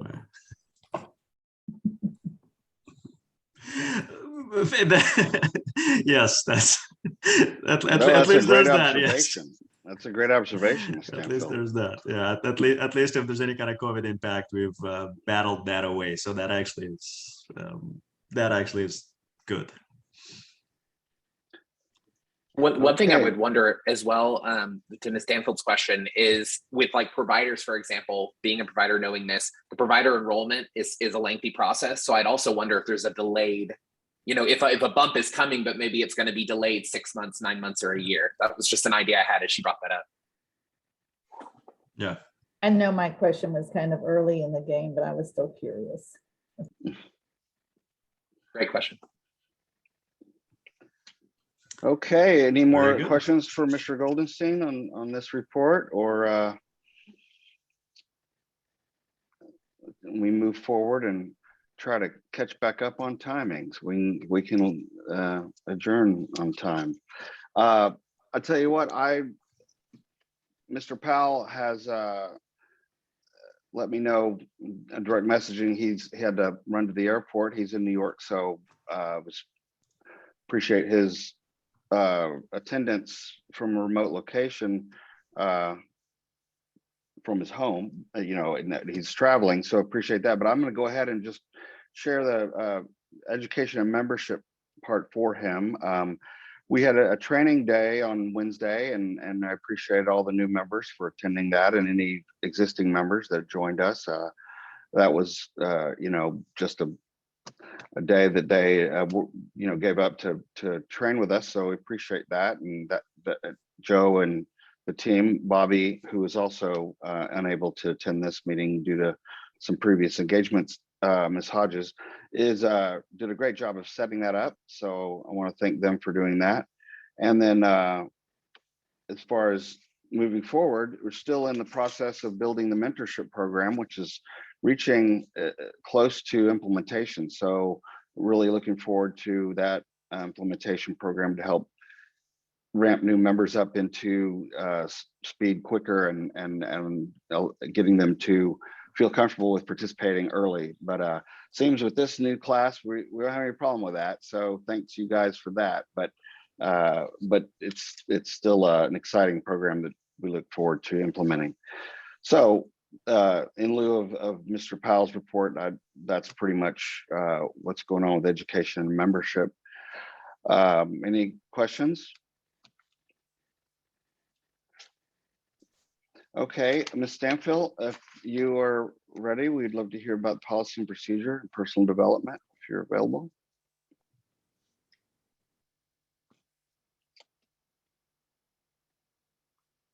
Forgot I was muted. Sorry about that. We met and have had 3 new members. So we did spend a little bit of time meeting and introducing each other and kind of explaining the policy committee and role with our new folks. And we're very excited to have them with us. So it's wonderful. We have done a lot of policy work leading up to this meeting, especially with the state plan that everybody on the council helped with.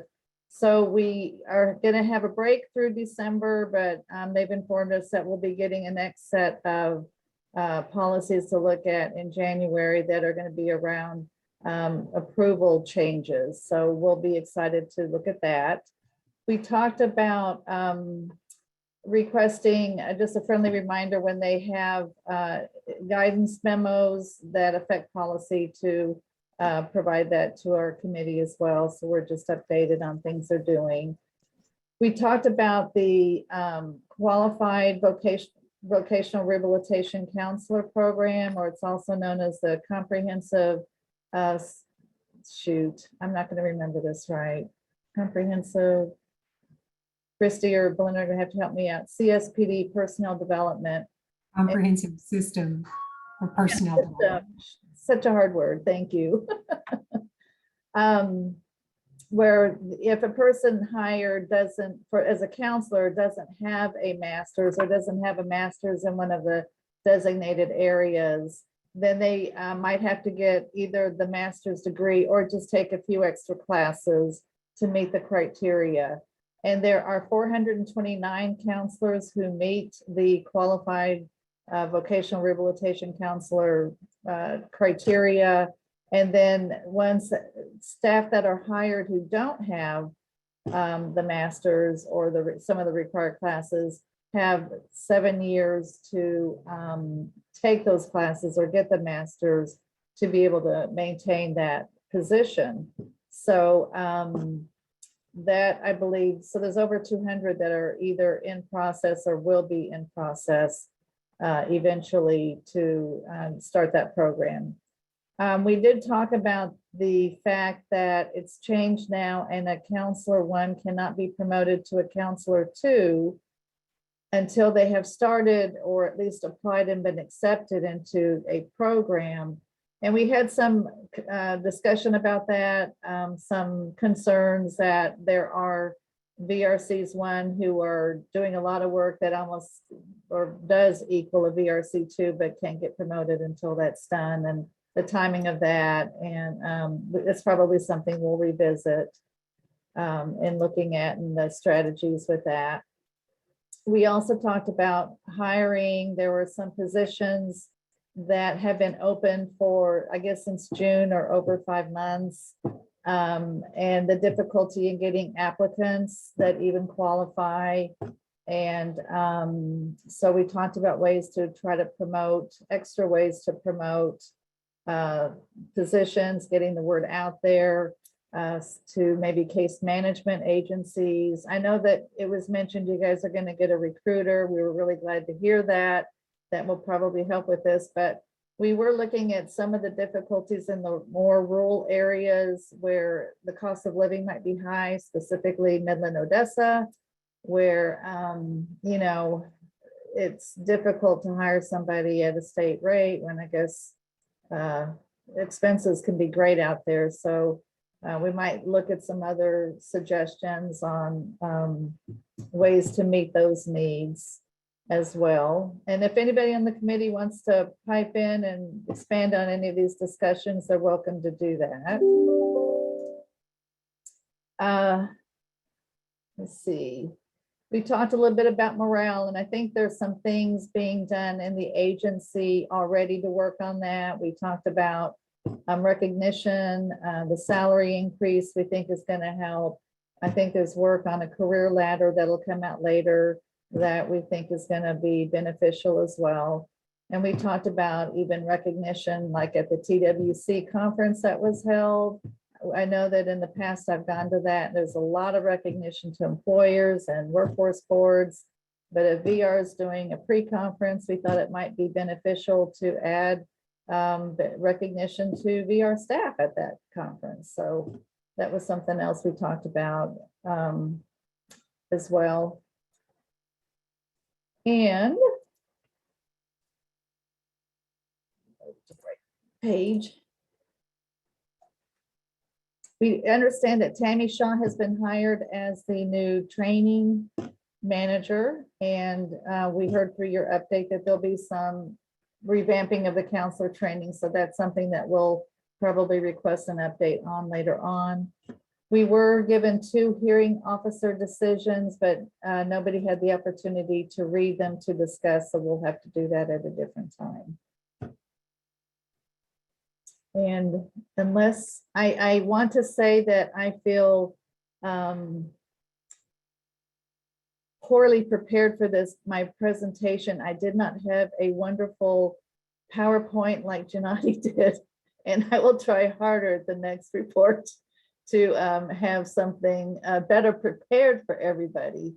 I have big shoes to fill following him to give a better report, so we'll do that.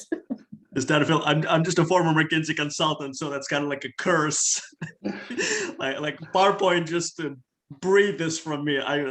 No, that's I pass. I will try to read it. Look at Mr. Goldenstein putting pressure on the rest of the council. That's all right. We're all going to grow bigger and better together. So no worries, Ms. Stanfield, but thank you for your concern. Any questions?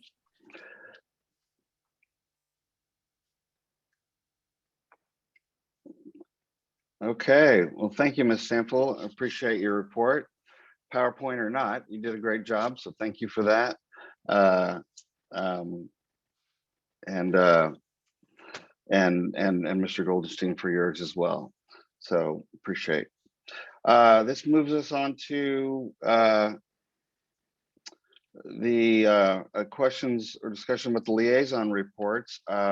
Of course, all these reports are included in the binder, and the complete reports will not be read out aloud. But if someone wishes to contribute maybe some points or some things they'd like to bring attention to, I'll go ahead and call each chair of the committee to give that if they so wish, but it's only an option. So Ms. Stanfield, do you have anything that you'd like to add to the cap?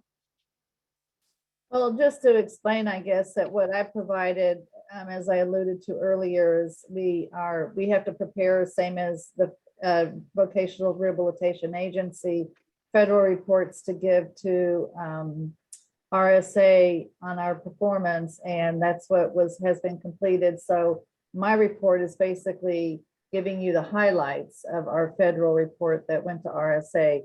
If anybody wanted to see the full report, when RSA finishes doing what they do to get it on the website, everybody's client assistance report is on the RSA website.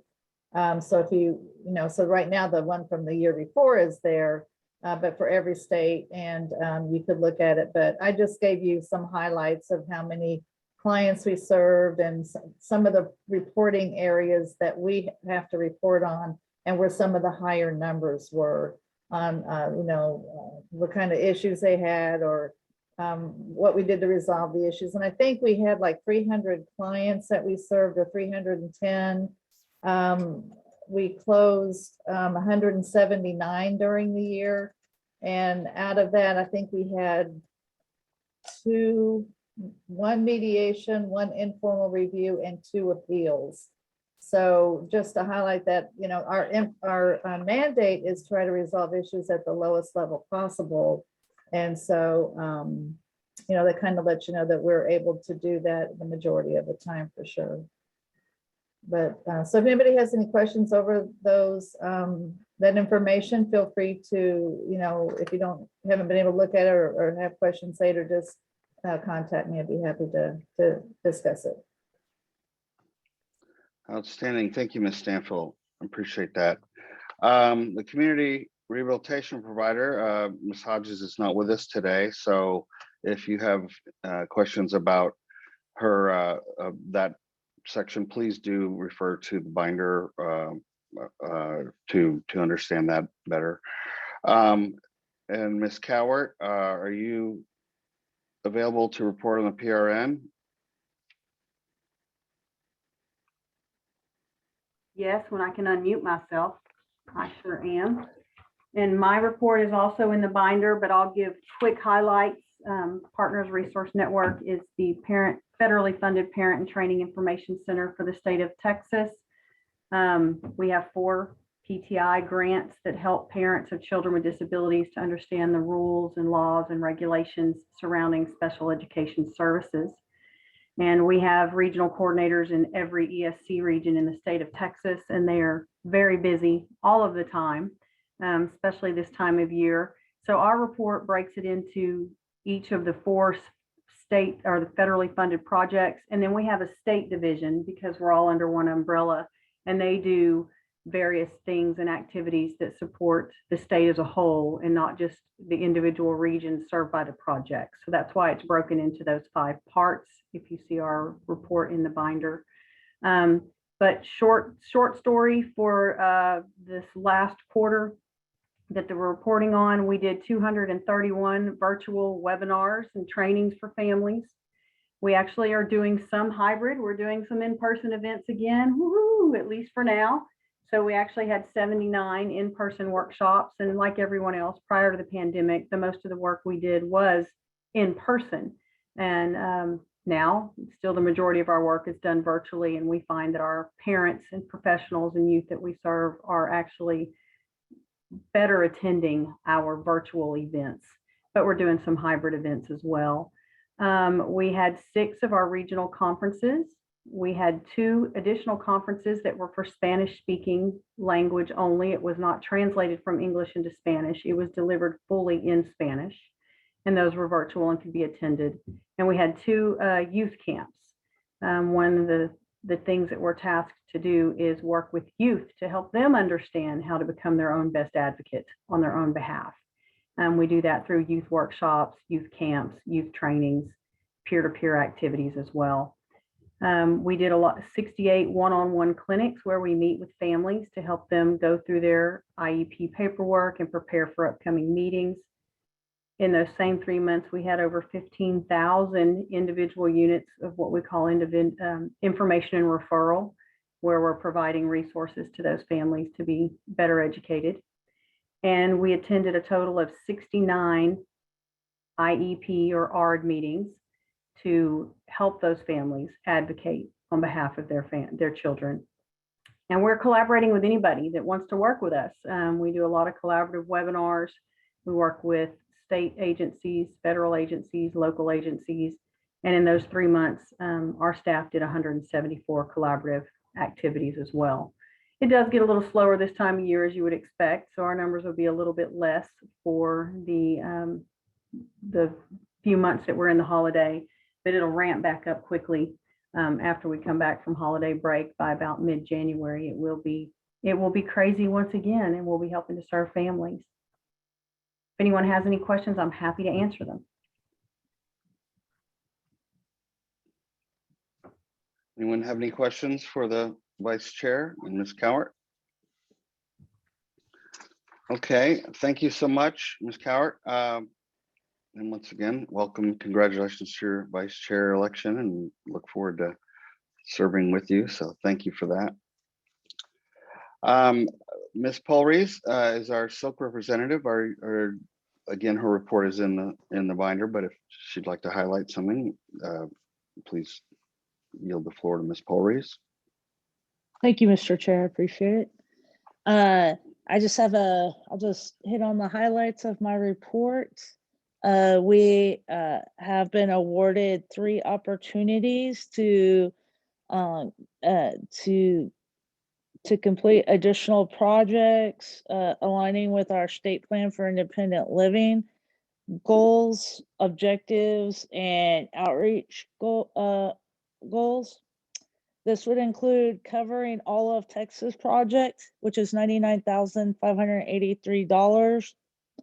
The Covering All of Texas project provides various supports and services to the most vulnerable Texans with disabilities to obtain a COVID-19 vaccine if they choose, and this does include rural areas.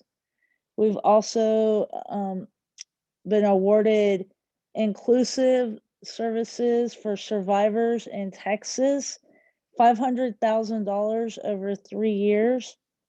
The Inclusive Services for Survivors in Texas project is a collaboration between Texas Silk and its partner, Texas Association Against Sexual Assault, to increase supports and services for sexual assault survivors with disabilities.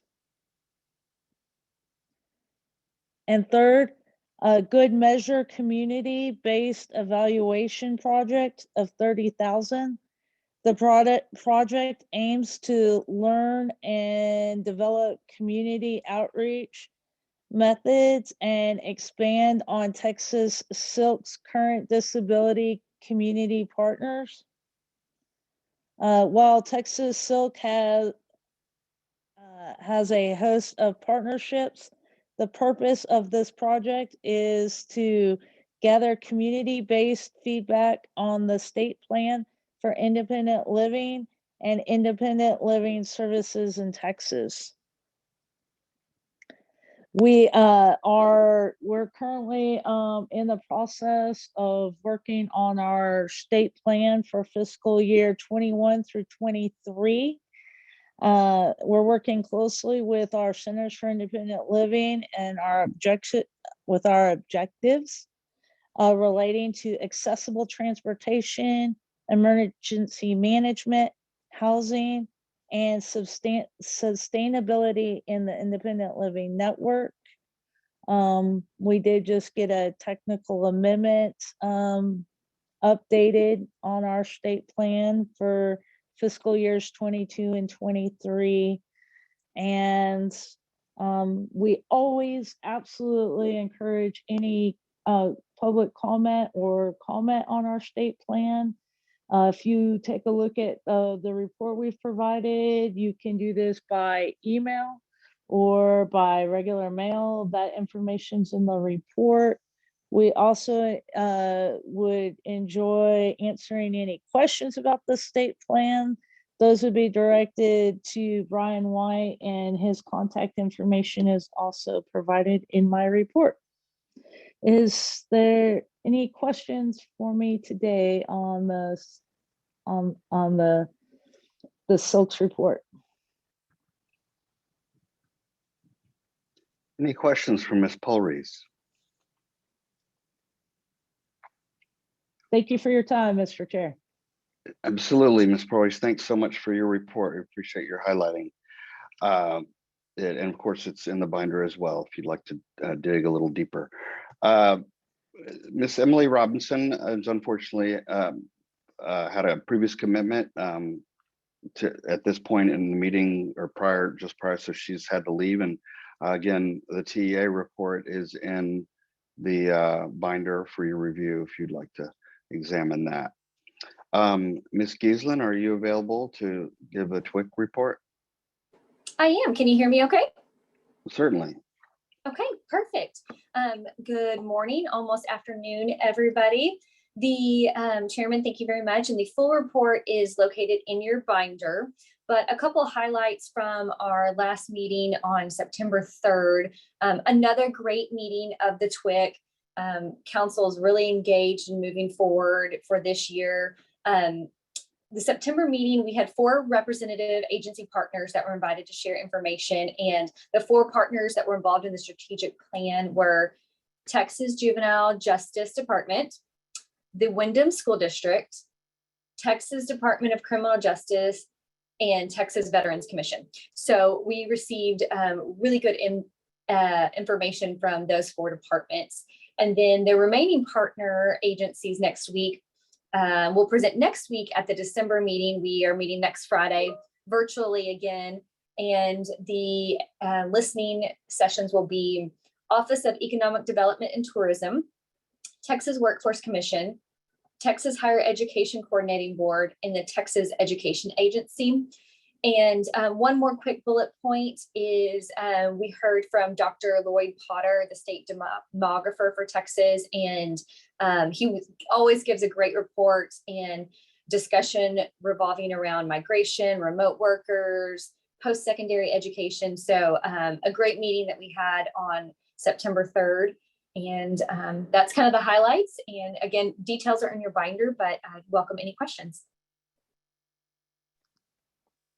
Thank you, Ms. Giesland. Anybody have any questions for Ms. Giesland on TWIC?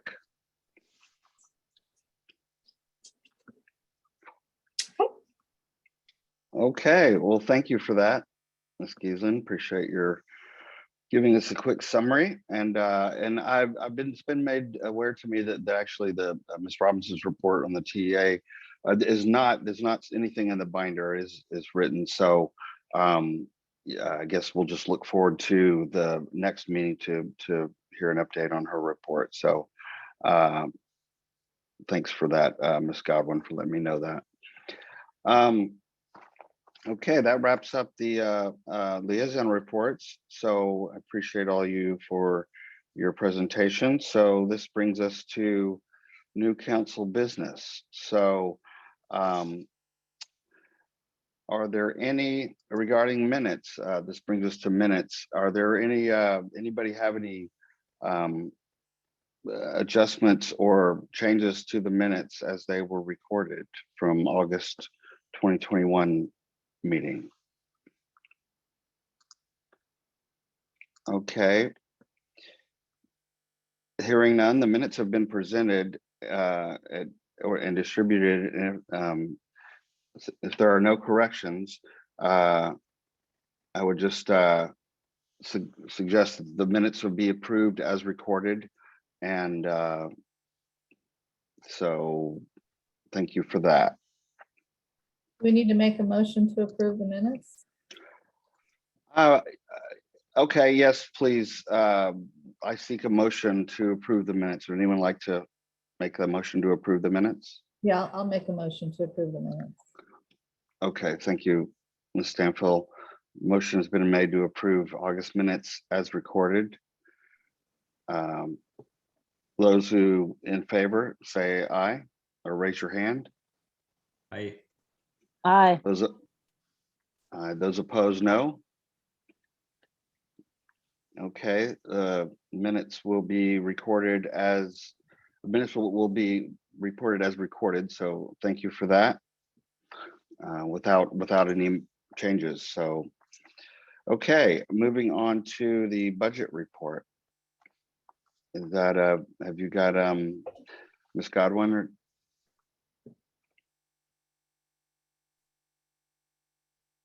would like to report on that?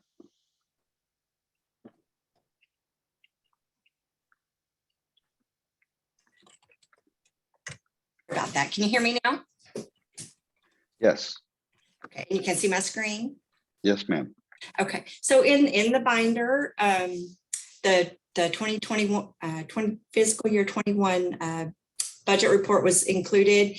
Ended the year with the balance remaining of $50,882.50 because there was no travel and again this year. So the only expenses were for registrations for conferences and cart services.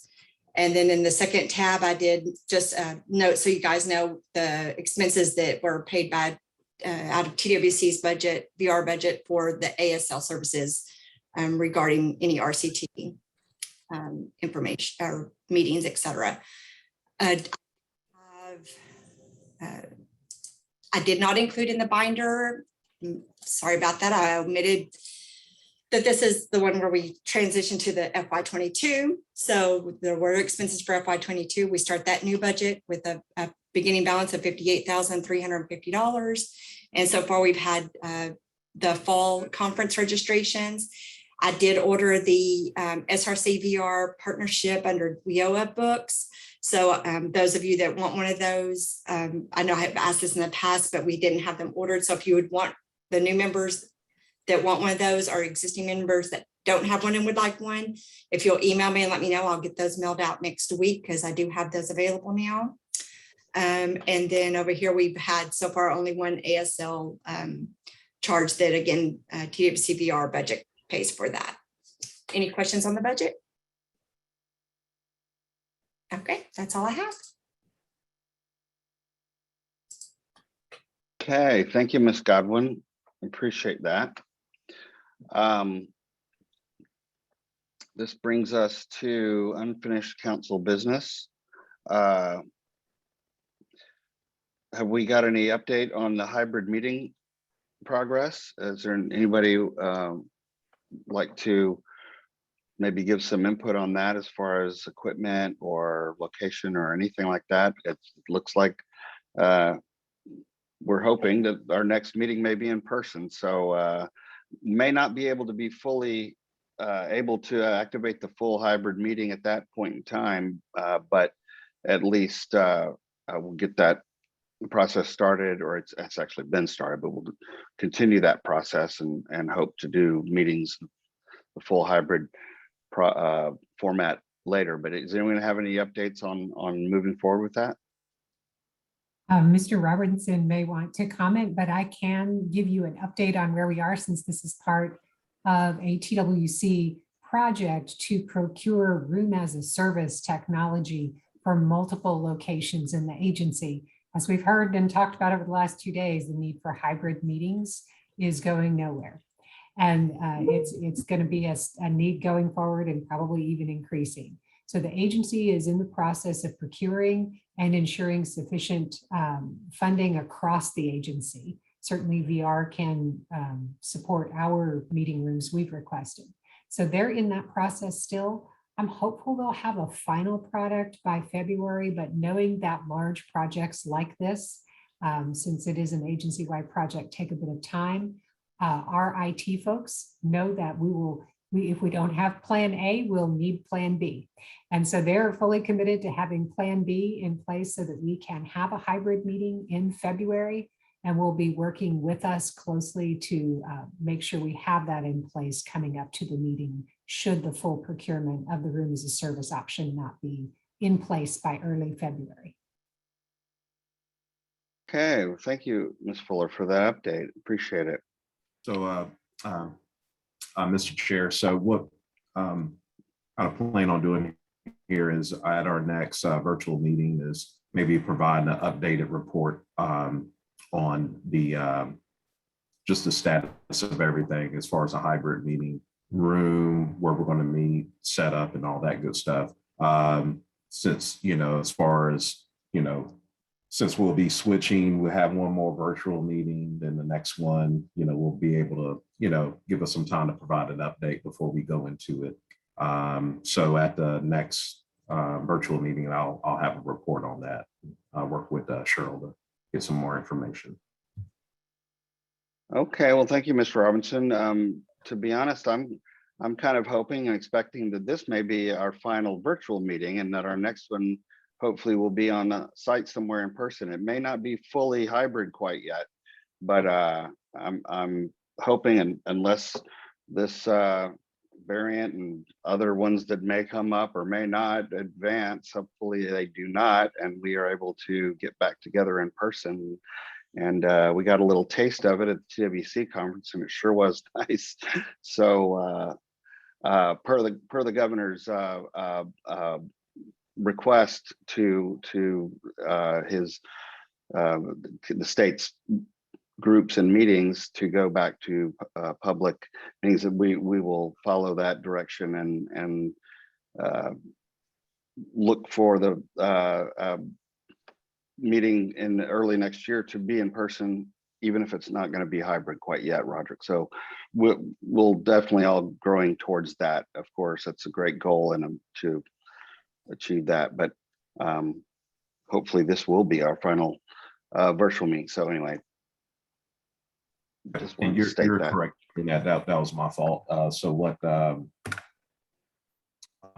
do, I'll just plan to send an updated report in January, beginning of January, just to kind of see where we are and the status of everything. I'll send that to the council. Okay, great. Thank you so much, Mr. Robinson. Appreciate that. Any more unfinished council business that anyone would like to bring up, or new business for that matter? I just wanted to make, I don't know if this is where to do it, a request to add to our agenda the topic of looking at, the funds and the expenditure of funds and ideas on how to help the agency spend the funds or innovative ideas. I think that should be I'd like to recommend it to be a standing item on our agenda for a while. I don't know if others agree. The other thoughts would be great. Oh, that's definitely a curious item. Perhaps, I mean,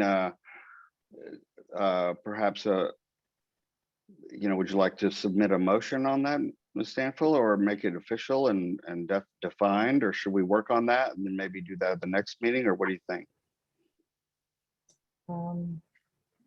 If I need to make a motion, I'd be happy to. I'd like to make a motion that we include on the agenda discussion of the budget, including how to spend the current funds and innovative ideas for grants. Okay, what I hear Second. from Ms. Stanfield is, allow me to read the motion and then I'll seek a second in a moment. Oh, I'm please. sorry. Go ahead. No problem, no problem. So what I hear from Ms. Stanfield is to, and I didn't write that down quickly enough, Ms. Stanfield, but it basically to go ahead and repeat it and Let me find I'll it. repeat it.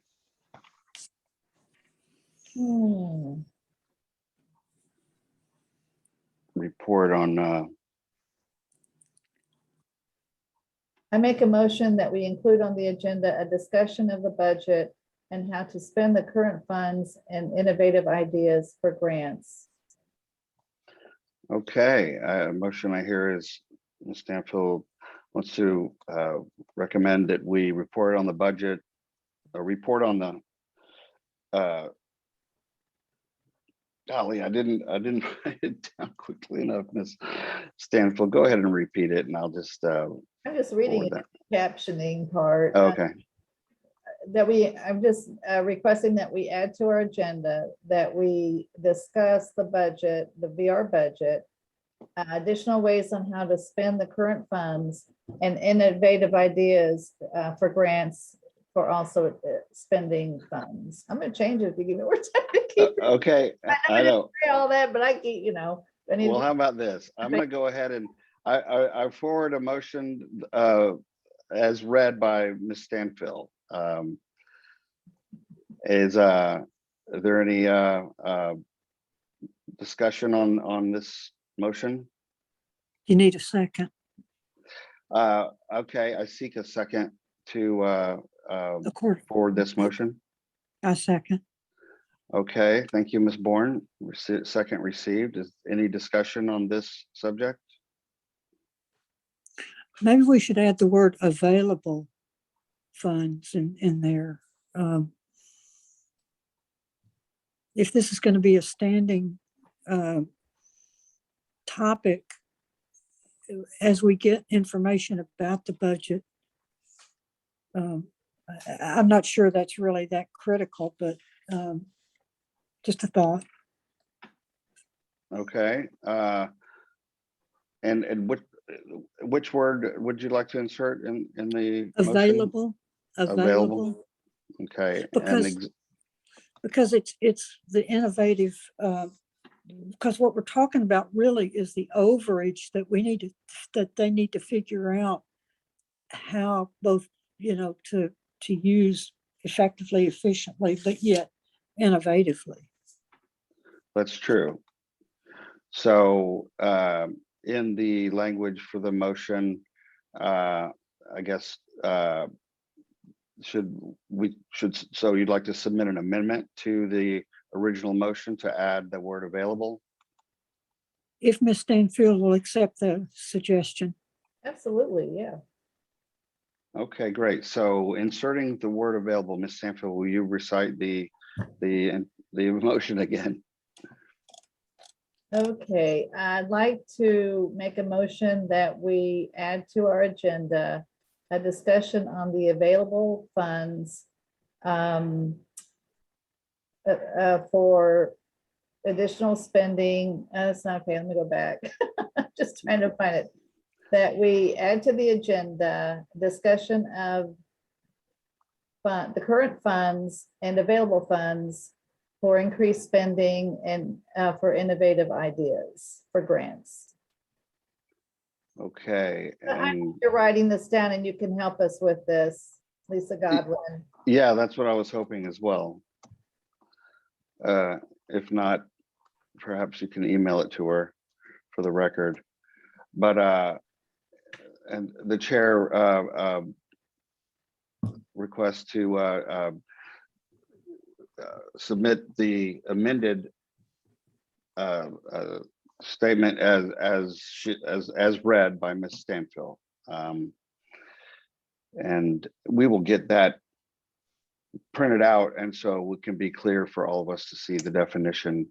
But just the word with available funds was added, so it's pretty simple and clear amendment. Is there any second for that amendment?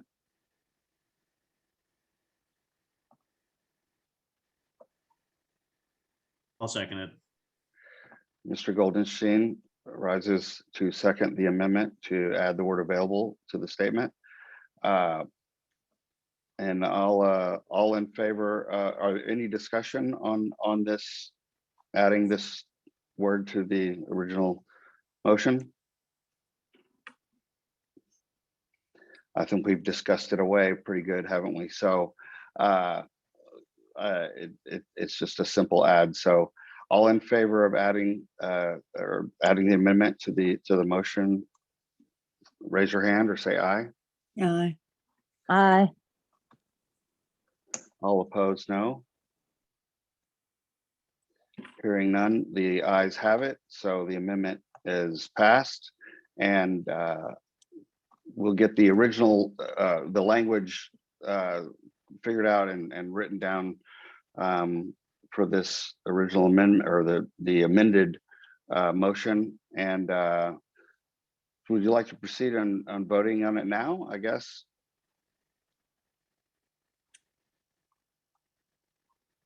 With the understanding of what the language is.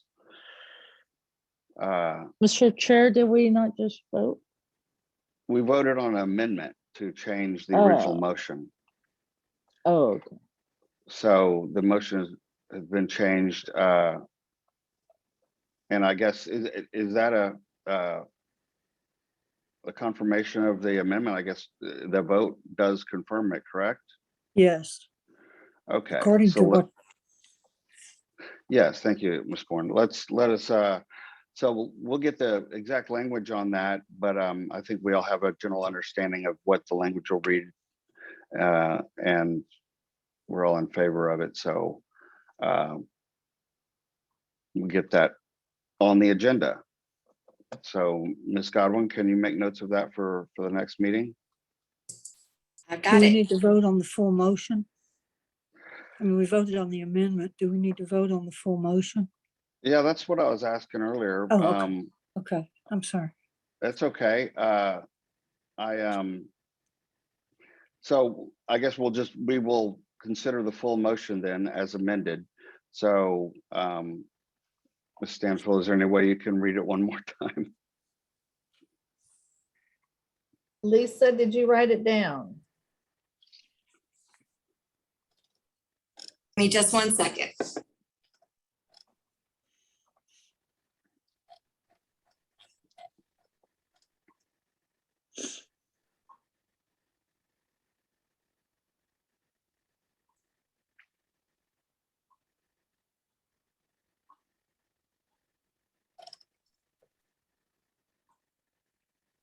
Each time I read it, I seem to change it, so I don't want to keep doing that.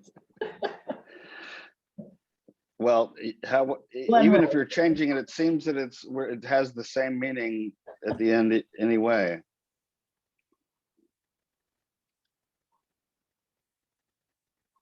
But I think it needs to be official for the vote. Right. Well, I got this right for you. It says that the motion was that we add to the agenda the discussion of the current funds and available funds for increased spending and for innovative ideas for the VR grants. Absolutely. Thank you, Ms. Godwin. So with the motion having just been read by Ms. Godwin, is there any, may I receive a second for final approval of this? Second. Okay, Ms. Bourne, thank you for the second to for the approval of the motion having been read by Ms. Godwin. Is there any discussion necessary on this motion? Okay, hearing none. I would like to forward this motion to the vote, and I'd ask those who approve of putting this motion on the agenda, either raise your hands or reply with aye. Aye. And those Aye. opposed, thank you. Those opposed, no. Okay, hearing the ayes have it, and this motion will be is approved and will make it to the agenda. Language to be finalized on the agenda, and you will see it on the agenda, and it's been recorded by Ms. Godwin. So thank you very much. And sorry that was a little clumsy, guys, but we got through it. Ms. Stanfield, no worries. You did a great job. Thank you for submitting that and getting it on the record, and now it's going to be on the agenda. So thank you for that. Okay, any more unfinished council business that we need to attend to? I don't think so. So in closing, I would like to say thank you all for making time in your holiday schedules. We've already gotten into the holiday season, and we had the need to push this meeting a little late in the season. So I appreciate everybody's flexibility and